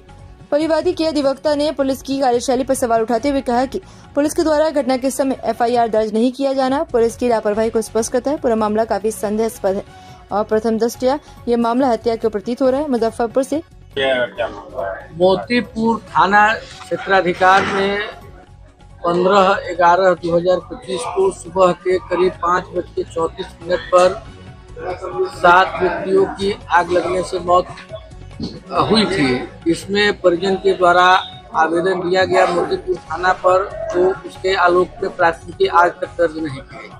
उसके बाद में परिजन मेरे माध्यम से सिविल कोर्ट में मुकदमा दर्ज कराया, जिस पर आज माननीय विद्वान न्यायालय ACJM पश्चिमी मुजफ्फरपुर के द्वारा काफी गंभीरता पूर्वक मामले को सुना गया है। कोर्ट के द्वारा यह माना गया कि पुलिस के द्वारा इस पूरे मामले में गंभीर लापरवाही बरती गई है, क्योंकि यह मामला काफी गंभीर है।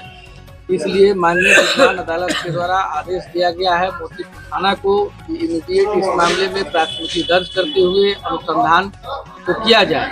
इसलिए कि जो 7 व्यक्ति जो मरे थे, वे 7 अलग अलग कमरे में सोए हुए थे और आग जहां लगी हुई थी वह सिर्फ उनके बेड पर ही लगी हुई थी।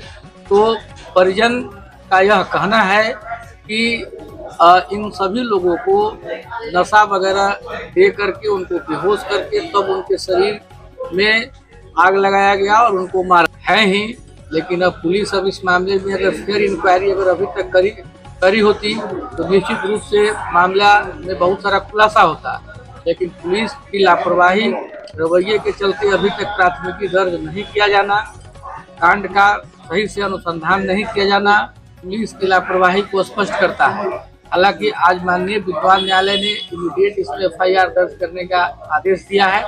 इसके बाद अभी हम लोग देखेंगे और हम लोग माननीय पटना उच्च न्यायालय के समक्ष भी हम लोग अविलंब इस पर रीट करने जा रहे हैं कि पुलिस पूरे मामले की फिर इंक्वायरी करेगी। जी बताइए क्या मामला होगा? 14 नवंबर को मेरी बहन पूजा के घर में आग लगी थी मोतीपुर वार्ड नंबर 13 में, जिसमें मेरी बहन, मेरे जीजाजी और 2 भगिनी थी मेरी, जो 2 साल की 6 साल की, उन चारों की एक रूम में डेथ हो गई थी। अगले रूम में उनकी मदर सो रही थी, मदर की भी डेथ होगी और उससे नेक्स्ट रूम में उनके माँ मामी सो रहे थे, वो भी जल गए, लेकिन वो रिकवर होकर आ गए हैं।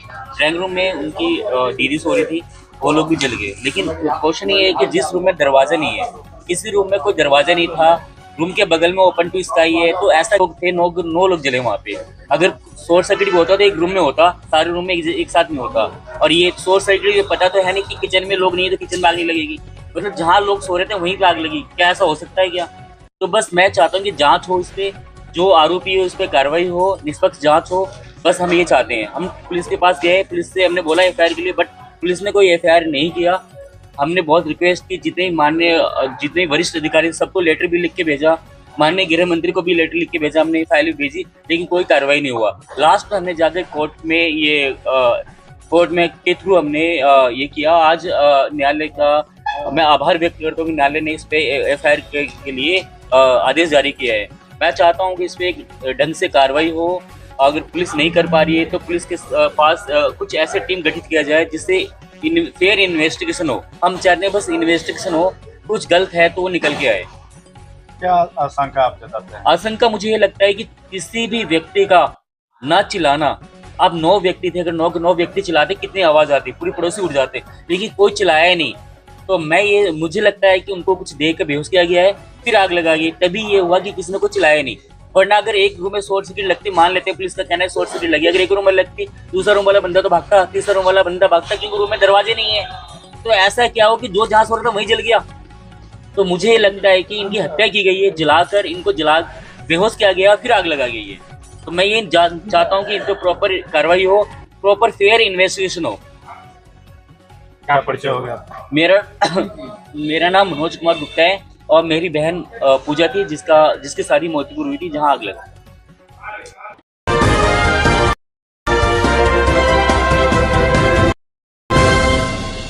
नमस्कार, आप देख रहे हैं चर्चा आज की, वो मंच जहां सवाल सीधे होते हैं, तेवर तीखे होते हैं और सच सामने लाया जाता है।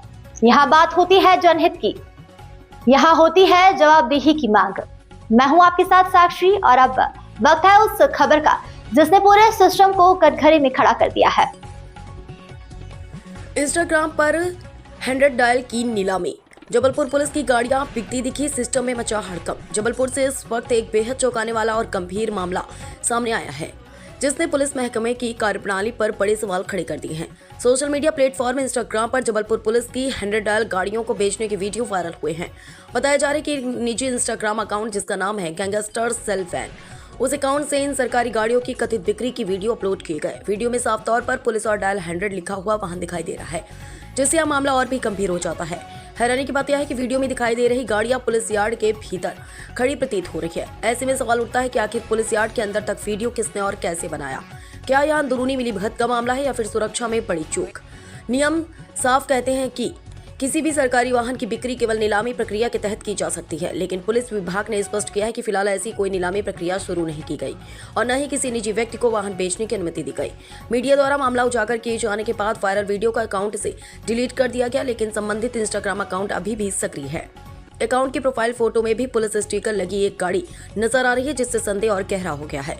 मामले की गंभीरता को देखते हुए साइबर सेल को जांच में लगाया गया।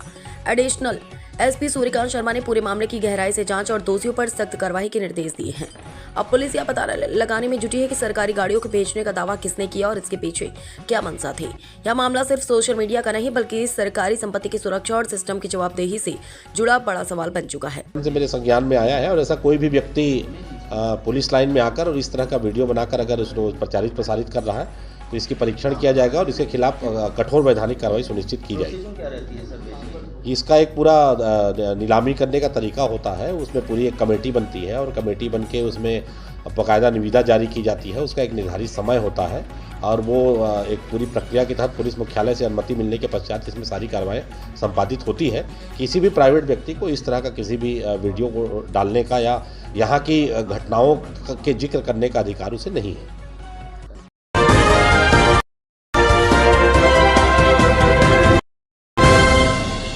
नमस्कार, आप देख रहे हैं चर्चा आज की, वो मंच जहां सवाल सीधे होते हैं, तेवर तीखे होते हैं और सच सामने लाया जाता है।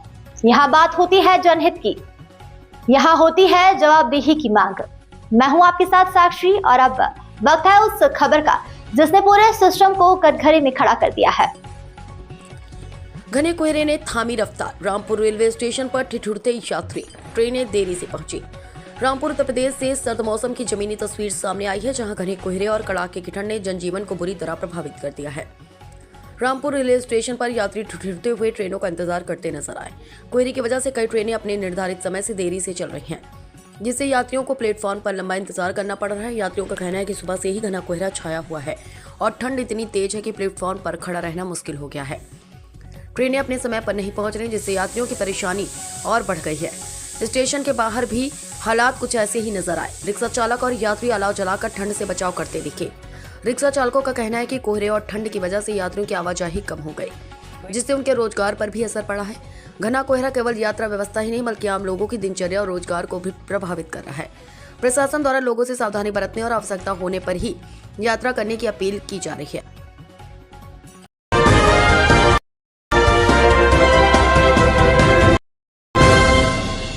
नमस्कार, आप देख रहे हैं चर्चा आज की, वो मंच जहां सवाल सीधे होते हैं, तेवर तीखे होते हैं और सच सामने लाया जाता है। यहाँ बात होती है जनहित की, यहाँ होती है जवाबदेही की मांग। मैं हूं आपके साथ साक्षी और अब वक्त है उस खबर का जिसने पूरे सिस्टम को कटघरे में खड़ा कर दिया है। दिवंगत पूर्व मुख्यमंत्री एमजीआर की 109वीं जयंती मनाई गई। ईस्ट नगर कजगम ने लोगों को मिठाई बांटकर दिवंगत पूर्व मुख्यमंत्री एमजीआर की 109वीं जयंती मनाई। दिवंगत पूर्व मुख्यमंत्री एमजीआर की 109वीं जयंती के मौके पर थेनी डिस्ट्रिक्ट पेरियाकुलम साउथ नगर कजगम ने अम्मा मक्कल मुनेत्र कचघम की तरफ से साउथ सिटी सेक्रेटरी वीडीआर बाला के नेतृत्व में साउथ सिटी सेक्रेटरी वीडीआर बाला और एडमिनिस्ट्रेटर्स, वॉलंटियर्स और ऑर्गेनाइजेशन के दूसरे सदस्यों ने पेरियाकुलम वल्लुवर की मूर्ति के पास उनकी तस्वीर पर श्रद्धांजलि दी। इसके बाद इलाके की जनता ने लोगों को मिठाई बांटकर एमजीआर की जयंती मनाई। इस इवेंट में district attorney division secretary Balaji, city council chairman Chittiyappan, city deputy secretary Palani Pothal, city deputy secretary Vijay, city deputy secretary Rajesh, city representative Thangapandi, district deputy president VTP शामिल हुए। Dharmalingam ward secretary Krishnan, Muthu Kumar Balu, Karmegam, Rangaraj, chicken shop Ganesan, Kannan, Selva Ganesh, Karthi Mani, Amma Makkal, Munnetra Kazhagam, party के एग्जीक्यूटिव और वॉलंटियर ने हिस्सा लिया और दिवंगत पूर्व मुख्यमंत्री एमजीआर का जन्मदिन मनाने के लिए लोगों को मिठाई बांटी।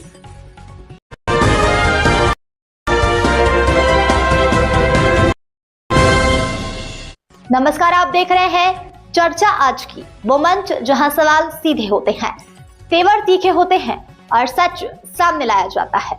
यहाँ बात होती है जनहित की, यहाँ होती है जवाबदेही की मांग। मैं हूं आपके साथ साक्षी और अब वक्त है उस खबर का जिसने पूरे सिस्टम को कटघरे में खड़ा कर दिया है। सतना जिले के सिंहपुर थाना अंतर्गत ग्राम पनगरा निवासी शिवांश प्रजापति पिता शिवबालक प्रजापति उम्र 16 वर्ष ने शुक्रवार दोपहर लगभग 3:30 बजे अज्ञात कारणों के चलते फांसी लगाकर अपनी जीवन लीला समाप्त कर ली। सिंहपुर पुलिस मर्ग कायम कर जांच कर रही है। सबको पीएम के लिए नागौद भेज दिया गया।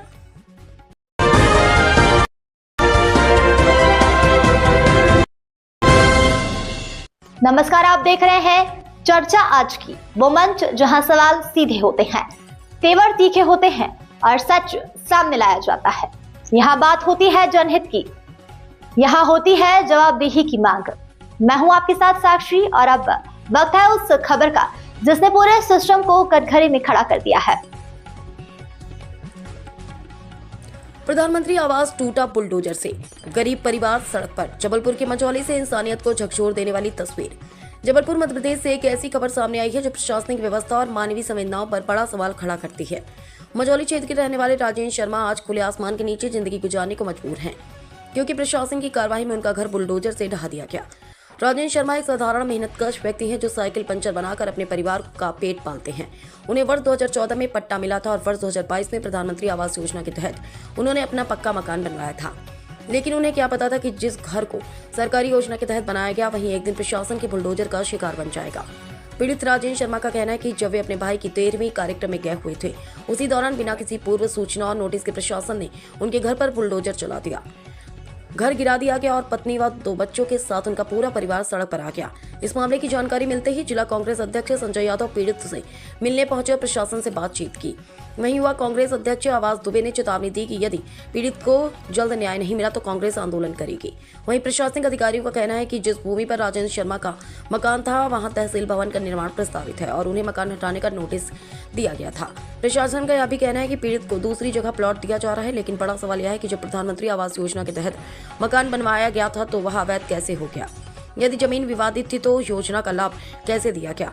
और राजेंद्र शर्मा का परिवार खुले आसमान के नीचे है और यह मामला केवल एक व्यक्ति के घर टूटने का नहीं बल्कि सिस्टम की जवाबदेही का भी है। क्या राजेंद्र को मुआवजा मिलेगा? क्या बिना नोटिस कार्रवाई करने वालों पर कोई कार्रवाई होगी या फिर यह मामला भी फाइलों में दब कर रह जाएगा? क्या नाम है आपका? मेरा नाम राजेंद्र प्रसाद शर्मा है। शर्मा जी, क्या हुआ था आपके साथ, किस तरह से मकान तोड़ दिया? हम अपने भाई की दिनकर्म 13 में गए थे और वहाँ हमको जानकारी मिली, घर में तो कोई नहीं था हमारा, पूरा परिवार वहीं था। जैसे हमको जानकारी मिली वहाँ पे बड़े बेटे के पास पटवारी जी का फ़ोन आया। बड़े बेटे ने बताया पापा जी फ़ोन आया है कि अतिक्रमण वाले वहाँ सब बैठे हुए हैं। तो हमने कहा कि बेटा एक काम करो, थोड़ी बात कराओ हमको पटवारी जी से। हमने कहा बात कराइए थोड़ा, तो बात करे। हमने कहा भैया थोड़ा रुक जाओ, हम 4 बजे बस है हमारी, इसके पहले हमारे पास कोई साधन नहीं है, हम आ रहे हैं। तो उन्होंने कहा कि आप जल्दी आ जाइए, ये करिए वो करिए। तो हमने कहा जब हमारे पास साधन नहीं है तो हम काहे में पहुंच जाएं।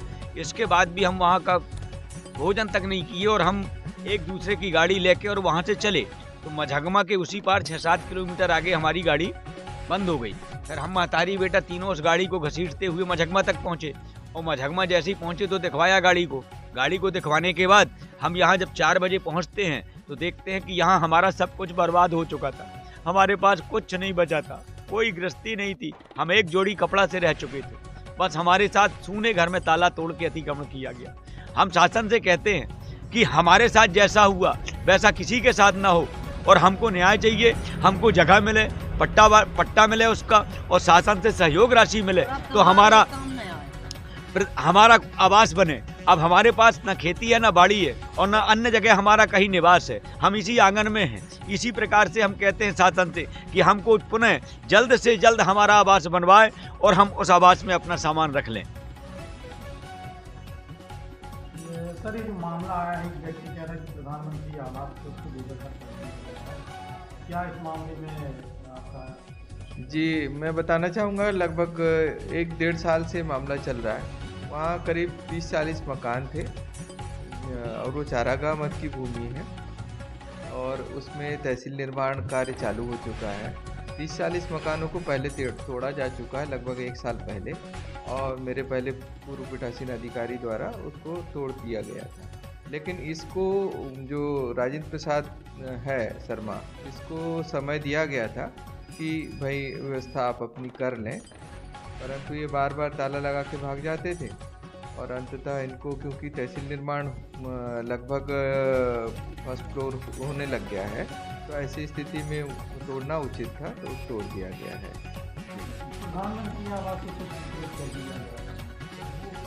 वो एक अलग जांच का विषय है कि कैसे किया गया है, वो बहुत पहले स्वीकृत हुआ है, तो उसका अलग से जांच की जाएगी।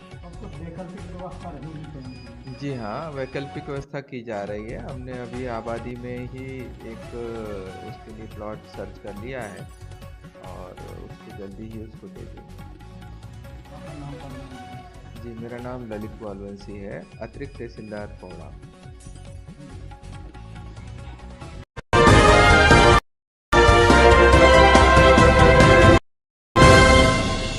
नमस्कार, आप देख रहे हैं चर्चा आज की, वो मंच जहां सवाल सीधे होते हैं, तेवर तीखे होते हैं और सच सामने लाया जाता है। यहाँ बात होती है जनहित की, यहाँ होती है जवाबदेही की मांग। मैं हूं आपके साथ साक्षी और अब वक्त है उस खबर का जिसने पूरे सिस्टम को कटघरे में खड़ा कर दिया है। ग्राम पंचायत जोंधरा में माता बिलासा जयंती धूमधाम से मनाई गई। विधायक दिलीप लहरिया ने सामाजिक भवन हेतु 10 लाख की घोषणा की। पचपेड़ी क्षेत्र के ग्राम पंचायत जोंधरा में 16 जनवरी को माता बिलासा जयंती बड़े ही धूमधाम और श्रद्धा के साथ मनाई गई। इस अवसर पर आयोजित कार्यक्रम में मुख्य अतिथि के रूप में विधायक दिलीप लहरिया शामिल हुए। कार्यक्रम के दौरान विधायक दिलीप लहरिया ने निषाद समाज के लिए सामाजिक भवन निर्माण हेतु 10 लाख रुपए की घोषणा की, जिसकी भूमि पूजन भी संपन्न हुआ। सभा को संबोधित करते हुए विधायक दिलीप लहरिया ने कहा कि निषाद समाज धीरे धीरे सामाजिक और शैक्षणिक रूप से आगे बढ़ रहा है। उन्होंने कहा कि कांग्रेस सरकार के कार्यकाल में पूर्व मुख्यमंत्री भूपेश बघेल द्वारा बिलासा एयरपोर्ट का नाम माता बिलासा के नाम पर रखा जाना समाज के लिए गर्व की बात है। विधायक ने समाज के लोगों से अपील करते हुए कहा कि भले ही एक वोट कम पड़े, लेकिन बच्चों की शिक्षा से कभी समझौता न करें, क्योंकि शिक्षा ही समाज को आगे बढ़ाने का सबसे मजबूत माध्यम है। कार्यक्रम में विशिष्ट अतिथि के रूप में ग्राम पंचायत जोंधरा के सरपंच समारू केवट उपस्थित रहे। वहीं कार्यक्रम की अध्यक्षता जयपाल ने की तथा रामधन केवट उपाध्यक्ष के रूप में मौजूद रहे। इस अवसर पर सचिव लखन केवट, दिलचंद केवट, अमन निषाद, जयकिशन निषाद, रामेश्वर निषाद, राम कुमार, आनंद केवट, विदेश राम सहित ससहा भिलौनी क्षेत्र के निषाद समाज के महिला, पुरुष एवं ग्रामीण जन बड़ी संख्या में उपस्थित रहे। वहीं ग्राम पंचायत चिल्हाटी के समाज जनों द्वारा मोटरसाइकिल रैली निकाली गई, जिसमें माता बिलासा के जयकारों के साथ गांव-गांव भ्रमण कर समाज में जागरूकता और एकता का संदेश दिया गया। कार्यक्रम का समापन माता बिलासा के जयकारों और सामाजिक एकता के संदेश के साथ हुआ।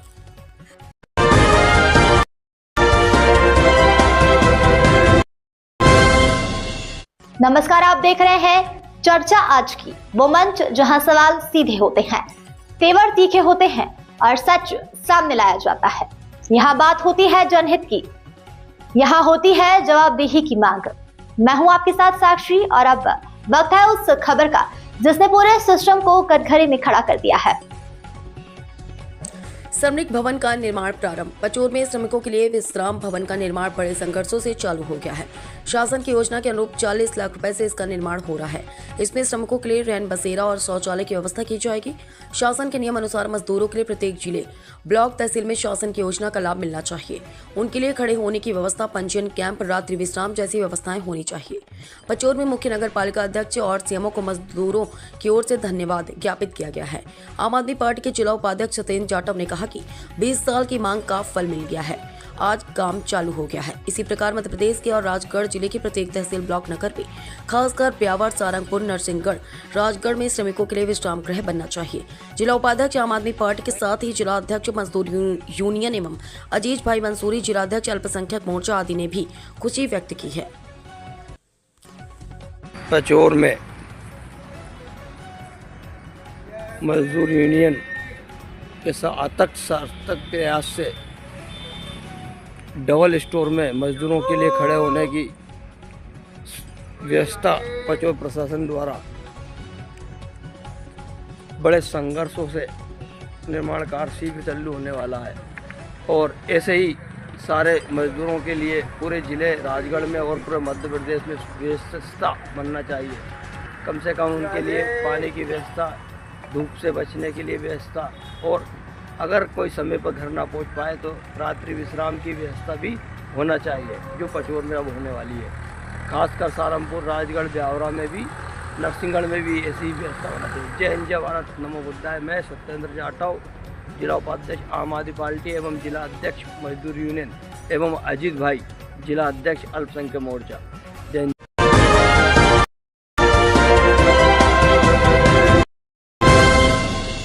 नमस्कार, आप देख रहे हैं चर्चा आज की, वो मंच जहां सवाल सीधे होते हैं, तेवर तीखे होते हैं और सच सामने लाया जाता है। यहाँ बात होती है जनहित की, यहाँ होती है जवाबदेही की मांग। मैं हूं आपके साथ साक्षी और अब वक्त है उस खबर का जिसने पूरे सिस्टम को कटघरे में खड़ा कर दिया है। उन्नाव जिले में भ्रष्टाचार का अंबार, रामपुर खैरी के विकास निर्माण में डस्ट का प्रयोग। गाँव की महिलाओं का कहना ठेकेदार दिखाते दबंग गए। महिलाओं ने ठेकेदार पर लगाया जमकर आरोप, खुलकर किया जा रहा ठेकेदार अतुल मिश्रा द्वारा भ्रष्टाचार। सफीपुर ब्लॉक प्रमुख निधि द्वारा हो रहा निर्माण, प्रधान का कहना है ब्लॉक प्रमुख निधि से हो रहा निर्माण। उन्नाव में जमकर भ्रष्टाचार। ताजा मामला उत्तर प्रदेश के उन्नाव के ब्लॉक सफीपुर की ग्राम सभा रामपुर खैरी के भ्रष्टाचार का प्रकाश में आया है। सुबह के मुखिया मुख्यमंत्री माननीय योगी आदित्यनाथ के निर्देश पर सभी ग्राम सभा में विकास कार्यों को बढ़ावा दिया जा रहा है। वहीं ग्राम सभा रामपुर खैरी में दबंग ठेकेदार अतुल मिश्रा द्वारा नाली और खरंजों में जमकर भ्रष्टाचार किया जा रहा है, जिसकी आपत्ति ग्राम सभा की महिलाओं ने मीडिया से रूबरू होकर दी। महिलाओं का कहना है कि ठेकेदार अतुल मिश्रा दबंगई दिखाने से बाज नहीं आते हैं। घूरी के ऊपर से ईंट रखकर नाली का निर्माण करा रहे हैं। अगर कोई अपनी बात कहता है तो ठेकेदार लड़ाई पर आमादा हो जाते हैं और महिलाओं से गाली गलौज भी करते हैं। यही नहीं, प्रधान महज ने इस निर्माण कार्य में हो रहा भ्रष्टाचार से अपना पल्ला झाड़ लिया। प्रधान का कहना है कि यह निर्माण ब्लॉक प्रमुख नीति से हो रहा है। ब्लॉक प्रमुख के सौजन्य से यह निर्माण कराया जा रहा है, हमारा इसमें कोई रोल नहीं। वहां के मौजूद लोगों ने मीडिया के सामने नाम बताते हुए बताया कि इस इंटरलॉकिंग और नाली निर्माण में जमकर भ्रष्टाचार किया जा रहा है। टोटल डस्ट का प्रयोग किया जा रहा है। पूरे निर्माण कार्य में सीमेंट और मोरंग का तो नामो निशान नहीं है। रिपोर्टर कृष्णा तिवारी।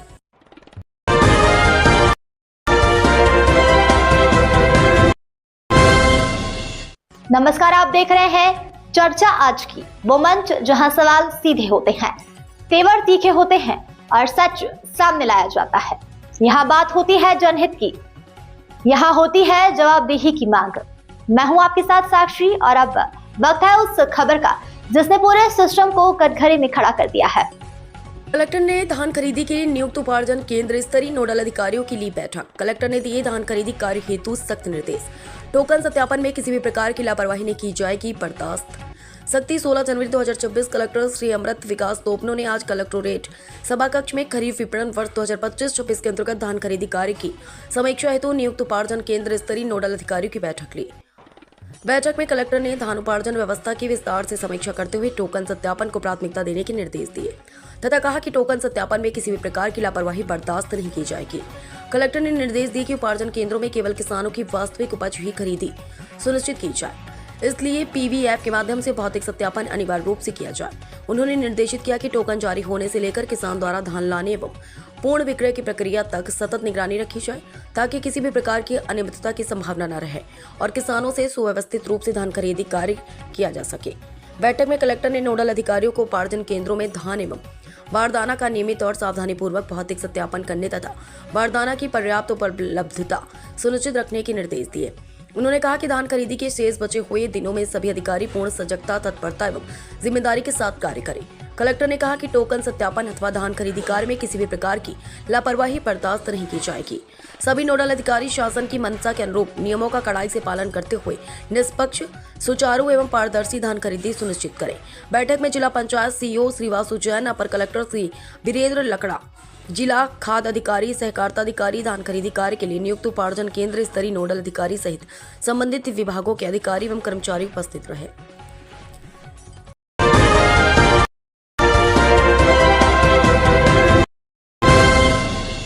नमस्कार, आप देख रहे हैं चर्चा आज की, वो मंच जहां सवाल सीधे होते हैं, तेवर तीखे होते हैं और सच सामने लाया जाता है। यहाँ बात होती है जनहित की, यहाँ होती है जवाबदेही की मांग। मैं हूं आपके साथ साक्षी और अब वक्त है उस खबर का जिसने पूरे सिस्टम को कटघरे में खड़ा कर दिया है।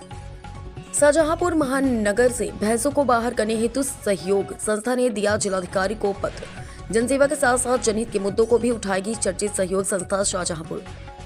महानगर शाहजहांपुर उत्तर प्रदेश की समाज सेवी संस्था सहयोग के पदाधिकारियों ने कलेक्ट्रेट में पहुंचकर महानगर की गंभीर समस्या को लेकर जिलाधिकारी को पत्र दिया है।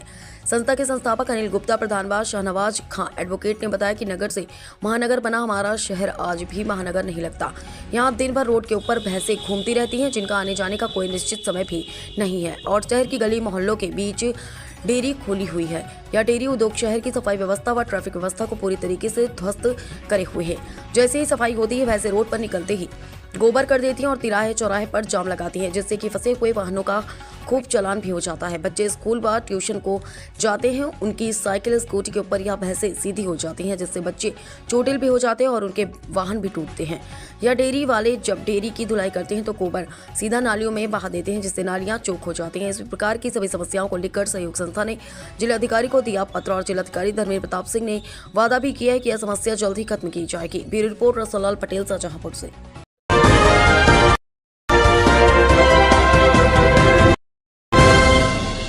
नमस्कार, आप देख रहे हैं चर्चा आज की, वो मंच जहां सवाल सीधे होते हैं, तेवर तीखे होते हैं और सच सामने लाया जाता है। यहाँ बात होती है जनहित की, यहाँ होती है जवाबदेही की मांग। मैं हूं आपके साथ साक्षी और अब वक्त है उस खबर का जिसने पूरे सिस्टम को कटघरे में खड़ा कर दिया है। सतना में एक ही संगठन में शामिल होना अनिवार्य है, दो संगठन में नहीं। जानकारी प्रमाण मिलते कि संगठन से बाहर कर दिया जाएगा। संगठन के राष्ट्रीय अध्यक्ष संपादक जगदीश सिंह चंदेल जी ने दिए आवश्यक निर्देश। वर्तमान में पत्रकार होना अनिवार्य है और प्रेस आईडी कार्ड की वैधता वर्तमान की होना चाहिए। तारीख वैधता नहीं होगी तो शामिल नहीं किया जाएगा। संगठन में पहचान पत्र, अखबार या चैनल का होना जरूरी है। आधार कार्ड जरूरी है। किसी पर भी आपराधिक मुकदमा नहीं होना चाहिए। सूचना विभाग में पत्रकार के रूप में नाम दर्ज हो। केवल रजिस्टर अखबार के तथा इलेक्ट्रॉनिक चैनल के पत्रकार ही पदाधिकारी बनाए जाएंगे। राष्ट्रीय कमेटी के निर्देश अनुसार प्रस्तावित राष्ट्रीय प्रभारी भागवत द्विवेदी एवं ऋषिकेश त्रिपाठी मध्य प्रदेश अध्यक्ष ने प्रेस मीडिया के माध्यम से जानकारी दी।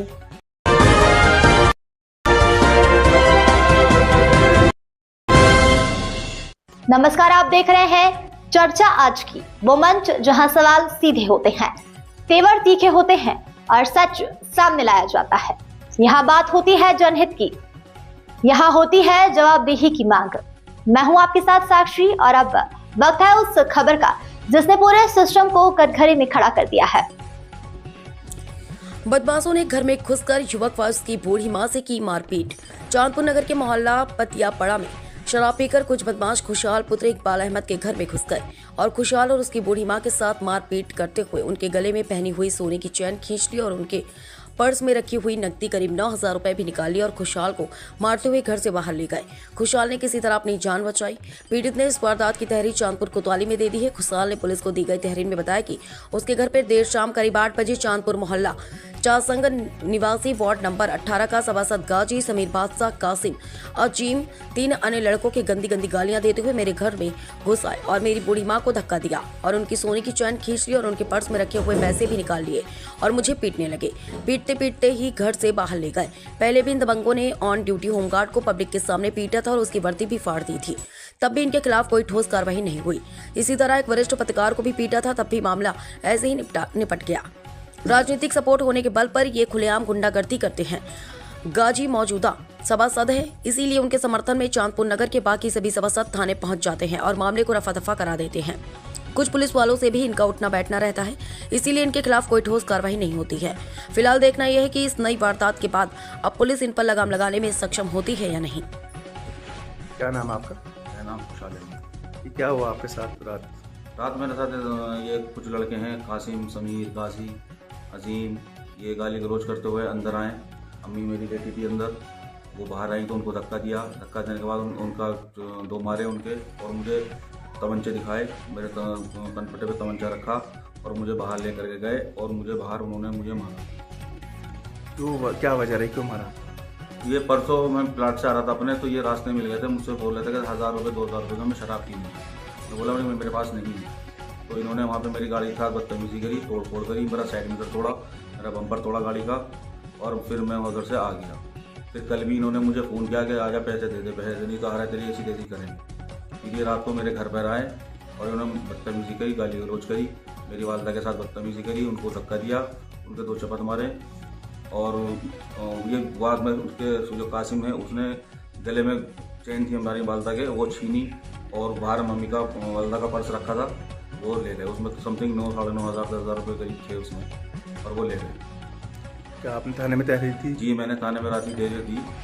पुलिस ने क्या कार्रवाई की? पुलिस गई है, उन्हें ढूंढे, लेकिन वो घर से फरार है। अब क्या चाहते हैं आप? मैं सिर्फ इस प्रशासन से ये चाहता हूँ कि मुझे अपनी सेफ्टी, मेरी वालदा की सेफ्टी और ये जो गुंडागर्दी चल रही है खुलेआम, इसको बंद किया जाए।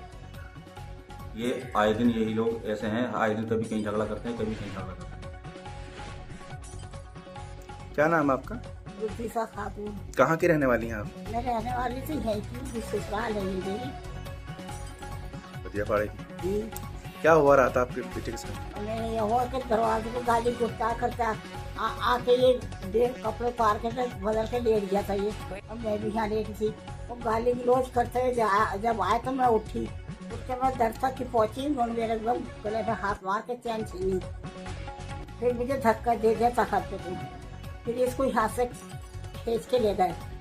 झबरे बालों वाला था, नाम तो फोटो देख के पता चल गया ये लोग जा रहे हैं, और 2 के हाथ में बंदूक थी। और मेरा 10-11 हज़ार रुपये 9-10 हज़ार रुपये मेरा पर्स में था।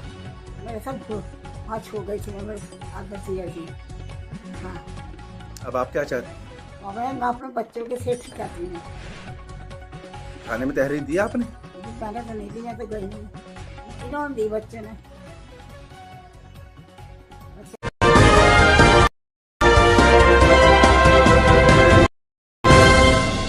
मध्य प्रदेश के उमरिया से बड़ी खबर निकल कर आ रही है। मध्य प्रदेश लघु वेतन कर्मचारी संघ द्वारा 15 सूत्री मांगों को लेकर मध्य प्रदेश लघु वेतन संघ सेकेंड रिपीट। नमस्कार, आप देख रहे हैं डेली भारत न्यूज, मैं हूं आपके साथ पूर्वी राय।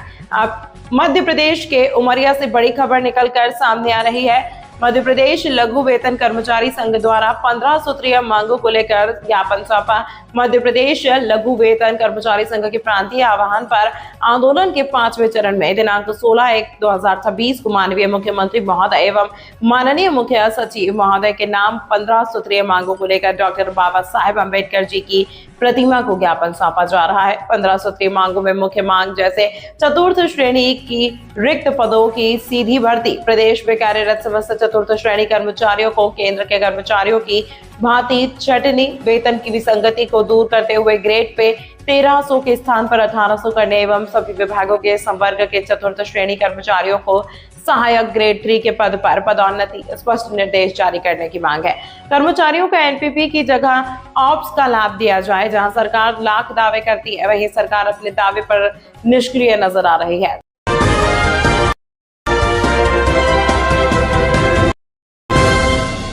शुरुआत करते हैं इटावा से बड़ी खबरों के साथ। इटावा के भरथना में ऑटो शुल्क वसूली में बड़ा फर्जीवाड़ा, 8 महीने से अवैध वसूली का आरोप लगाया। नगर पालिका भरथना के ऑटो व ई रिक्शा शुल्क वसूली में बड़ा खेल, उजागर हुआ, जहां पर 11 रुपए तय प्रतिदिन शुल्क, ठेकेदार वसूल रहे 20 रुपए प्रतिदिन सुविधा के नाम पर 8 महीने से गरीब चालकों की जेब से 9 रुपए की अवैध वसूली का आरोप। रसीदें आई सामने, फर्जीवाड़े के पुख्ता सबूत, 1 वर्ष का टेंडर लेकिन न स्टैंड मिला न सुविधा, सड़कों पर खड़े ऑटो से जाम की स्थिति बदतर, विरोध करने पर ठेकेदारों की दबंगई, गाली गलौज व मारपीट का आरोप। अब तक की गई शिकायतें बेअसर, प्रशासन व जिम्मेदार चुप। करीब आधा सैकड़ा से अधिक ऑटो ई रिक्शा चालक शिकायत लेकर पहुंचे थाने, न्याय की लगाई गुहार। नगर पालिका प्रशासन के संरक्षण में ठेकेदारों की मनमानी का आरोप। कोतवाली भरथना क्षेत्र का मामला।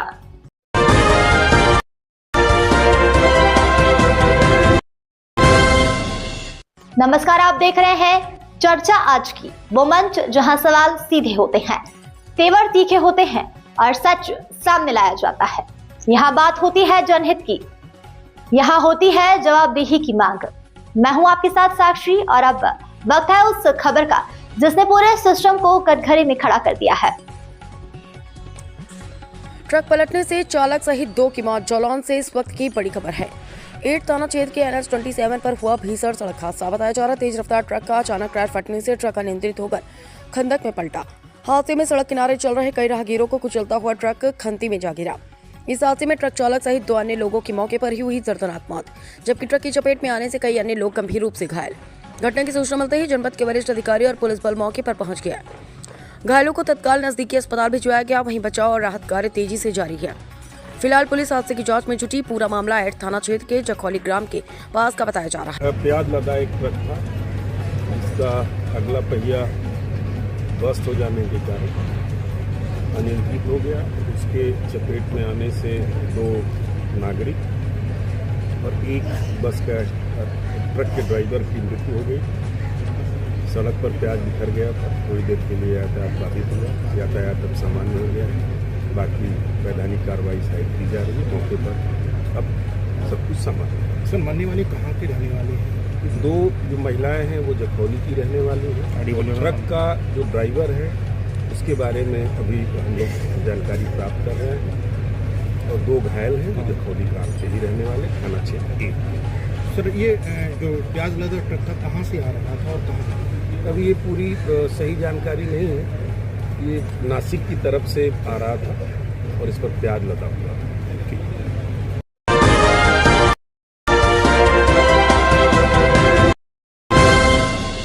नमस्कार, आप देख रहे हैं चर्चा आज की, वो मंच जहां सवाल सीधे होते हैं, तेवर तीखे होते हैं और सच सामने लाया जाता है। यहाँ बात होती है जनहित की, यहाँ होती है जवाबदेही की मांग। मैं हूं आपके साथ साक्षी और अब वक्त है उस खबर का जिसने पूरे सिस्टम को कटघरे में खड़ा कर दिया है। उत्तर प्रदेश बार काउंसिल के लिए बिजनौर में मतदान। बिजनौर जजी में सेंट्रल हॉल में सुबह 10 बजे से 5 बजे तक वकीलों ने शुक्रवार को वोट डाले। बिजनौर जजी में बनाए गए मतदान केंद्र पर बिजनौर एवं धामपुर तहसील के अधिवक्ताओं ने मतदान किया। चुनाव संपन्न कराने के लिए बिजनौर जजी में प्रथम अपर जिला जज राम अवतार यादव को नामित किया गया है। बिजनौर जिला जजी परिसर स्थित सेंट्रल हॉल में शनिवार को भी मतदान होगा। नगीना तहसील के अधिवक्ता नगीना मुंसिफी में बनाए गए मतदान केंद्र में मतदान करेंगे। यहाँ पर अपर जिला जज अनुपम सिंह चुनाव संपन्न कराएंगे। चांदपुर में चुनाव सिविल जज जूनियर डिवीजन बुशरा खुर्शीद व नजीबाबाद मुंसिफी में सिविल जज जूनियर डिवीजन एकलव्य सरोज द्वारा चुनाव संपन्न कराया गया। अधिवक्ताओं को मतदान करने के लिए COP प्रमाण पत्र, परिचय पत्र या पंजीकरण प्रमाण पत्र प्रस्तुत करना अनिवार्य है। ये वकील साहब क्या की वोटिंग चल रही है आज ये वकीलों के लिए एक त्यौहार है जी, क्योंकि आज bar council of Uttar Pradesh के सदस्य है तो यहाँ पर वोटिंग हो रही है और आज हम लोग district and session court Bijnor में मौजूद है और वोट डालने के लिए हम तैयार हैं। इस वोट से क्या फायदा होगा वकील साहब बता सकते हैं आप? ये वोट जो होता है जी, बार काउंसिल है जी, बार काउंसिल उत्तर प्रदेश में 25 मेंबर इलेक्ट होते हैं और फिर 25 मेंबर एक चेयरमैन को चुनते हैं जी। कब तक होगा ये वोट? कल भी शायद पढ़ते हैं जी। आज बहुत बड़ा एरिया है जी, पूरे उत्तर प्रदेश में वोट करते हैं अधिवक्ता समाज, तो आज और कल 2 दिन वोट पड़ेंगे 10 से 5 तक। अच्छा, वोट कौन कौन डाल सकते हैं? जिसका COP होगा, जो लिस्ट में एनरोल्ड होगा, जिसका नाम वोटर लिस्ट में होगा और जिसका COP होगा वो वोट करेगा और एक व्यक्ति 25 वोट कास्ट कर सकता है।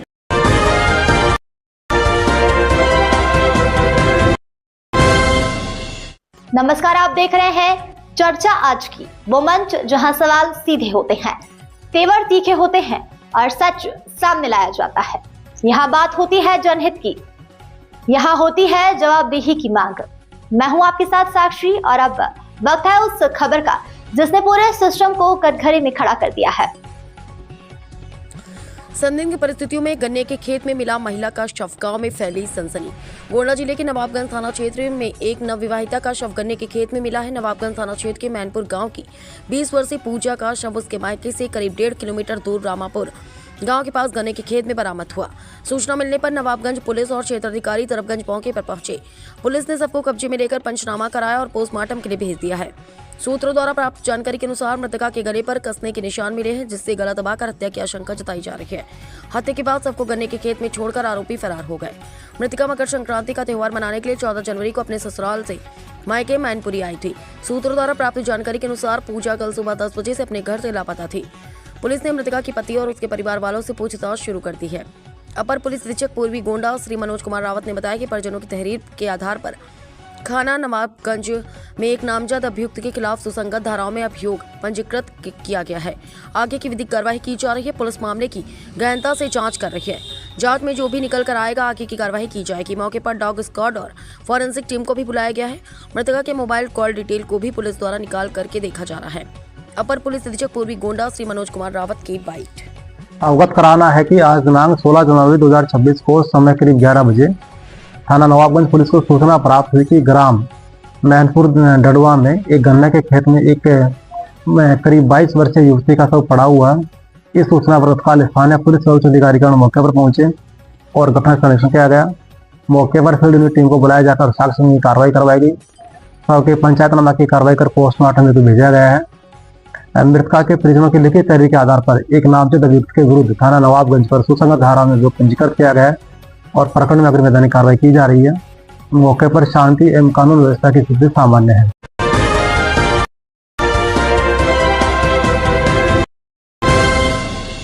नमस्कार, आप देख रहे हैं चर्चा आज की, वो मंच जहां सवाल सीधे होते हैं, तेवर तीखे होते हैं और सच सामने लाया जाता है।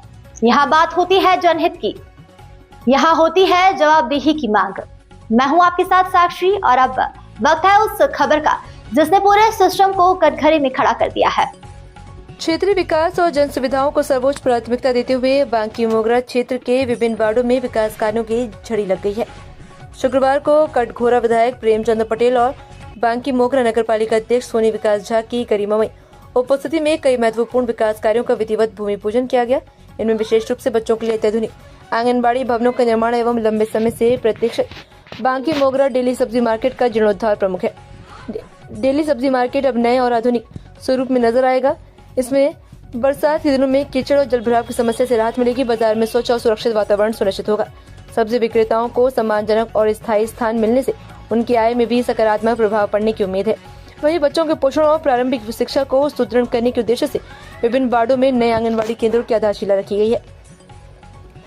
इन आधुनिक आंगनबाड़ी भवनों में माताओं और बच्चों को बेहतर सुविधा मिलेगी। भूमि पूजन कार्यक्रम को संबोधित करते हुए विधायक प्रेमचंद पटेल ने कहा कि क्षेत्र का समग्र संतुलित विकास उनकी प्राथमिकता है। उन्होंने कहा कि व्यवस्थित सब्जी बाजार में जहां छोटे व्यापारियों को सुविधा मिलेगी, वहीं आम जनता को भी राहत मिलेगी। नगर पालिका अध्यक्ष सोनी विकास झा ने कहा कि परिषद क्षेत्र प्रत्येक वार्ड तक मूलभूत सुविधाएं पहुंचाना नगर पालिका का संकल्प है और निर्माण कार्यों में गुणवत्ता और समय सीमा का विशेष ध्यान रखा जाएगा। इस अवसर पर भाजयुमो छत्तीसगढ़ पूर्व प्रदेश कोषाध्यक्ष विकास झा, मुख्य नगर पालिका अधिकारी ज्योत्सना टप्पो और कई सारे लोग मौजूद रहे। लंबे समय से लंबित मांगों के पूर्ण होने पर क्षेत्रवासियों में हर्ष और उत्साह का माहौल देखने को मिला।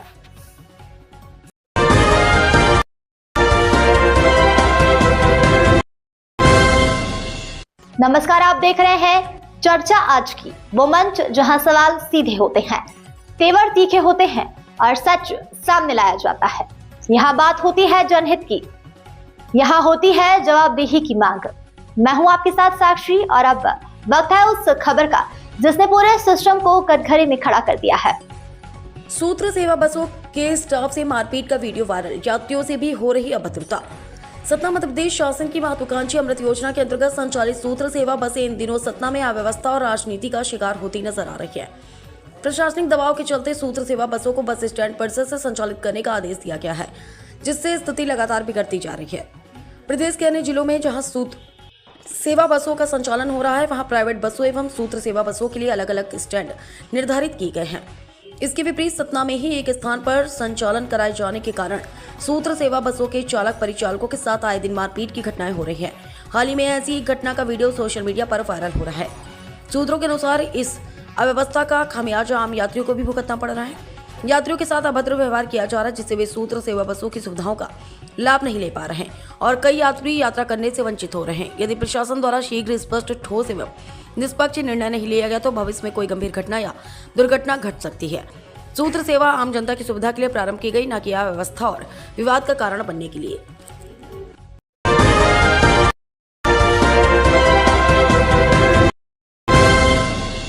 नमस्कार, आप देख रहे हैं चर्चा आज की, वो मंच जहां सवाल सीधे होते हैं, तेवर तीखे होते हैं और सच सामने लाया जाता है। यहाँ बात होती है जनहित की, यहाँ होती है जवाबदेही की मांग। मैं हूं आपके साथ साक्षी और अब वक्त है उस खबर का जिसने पूरे सिस्टम को कटघरे में खड़ा कर दिया है। मिनी माता उच्चतर माध्यमिक विद्यालय बालको गौरव विद्यालय के लिए गर्व का विषय बना है। विद्यालय के 3 प्रतिभाशाली छात्र रितेश टंडन, लक्ष्मी कायम एवं तनीश महिलांगे का 59वीं राष्ट्रीय शालेय क्रीड़ा प्रतियोगिता में हॉकी प्रतियोगिता हेतु चयन हुआ। ये प्रतिष्ठित प्रतियोगिता झारखंड की राजधानी रांची में आयोजित की जा रही है, जिसमें देश भर से चयनित खिलाड़ी भाग ले रहे हैं। छात्रों के चयन पर विद्यालय परिसर में हर्ष का माहौल है। इस उपलब्धि पर विद्यालय के प्राचार्य भूजेंद्र सिंह, विद्यालय समिति के सचिव गिरीश शर्मा, कोषाध्यक्ष केशव कुर्रे सहित समस्त शिक्षक शिक्षिकाओं ने चयनित खिलाड़ियों को हार्दिक बधाई दी। सभी ने विश्वास जताया कि ये खिलाड़ी इस राष्ट्रीय स्तर पर विद्यालय, जिला एवं राज्य का नाम रोशन करेंगे। प्राचार्य भूजेंद्र सिंह ने सफलता का श्रेय विद्यालय के खेल शिक्षक गोपाल दास महंत को देते हुए उनके अथक परिश्रम, मार्गदर्शन एवं खिलाड़ियों को दी गई। उन्होंने कहा कि खेल शिक्षक के समर्पण और छात्रों की मेहनत का ही परिणाम है कि विद्यालय के राष्ट्रीय खिलाड़ी स्तर तक पहुंच रहे हैं। विद्यालय प्रबंधन ने भी छात्रों को प्रतियोगिता में उत्कृष्ट प्रदर्शन के लिए शुभकामनाएं देते हुए उनके आत्मविश्वास को और मजबूत किया।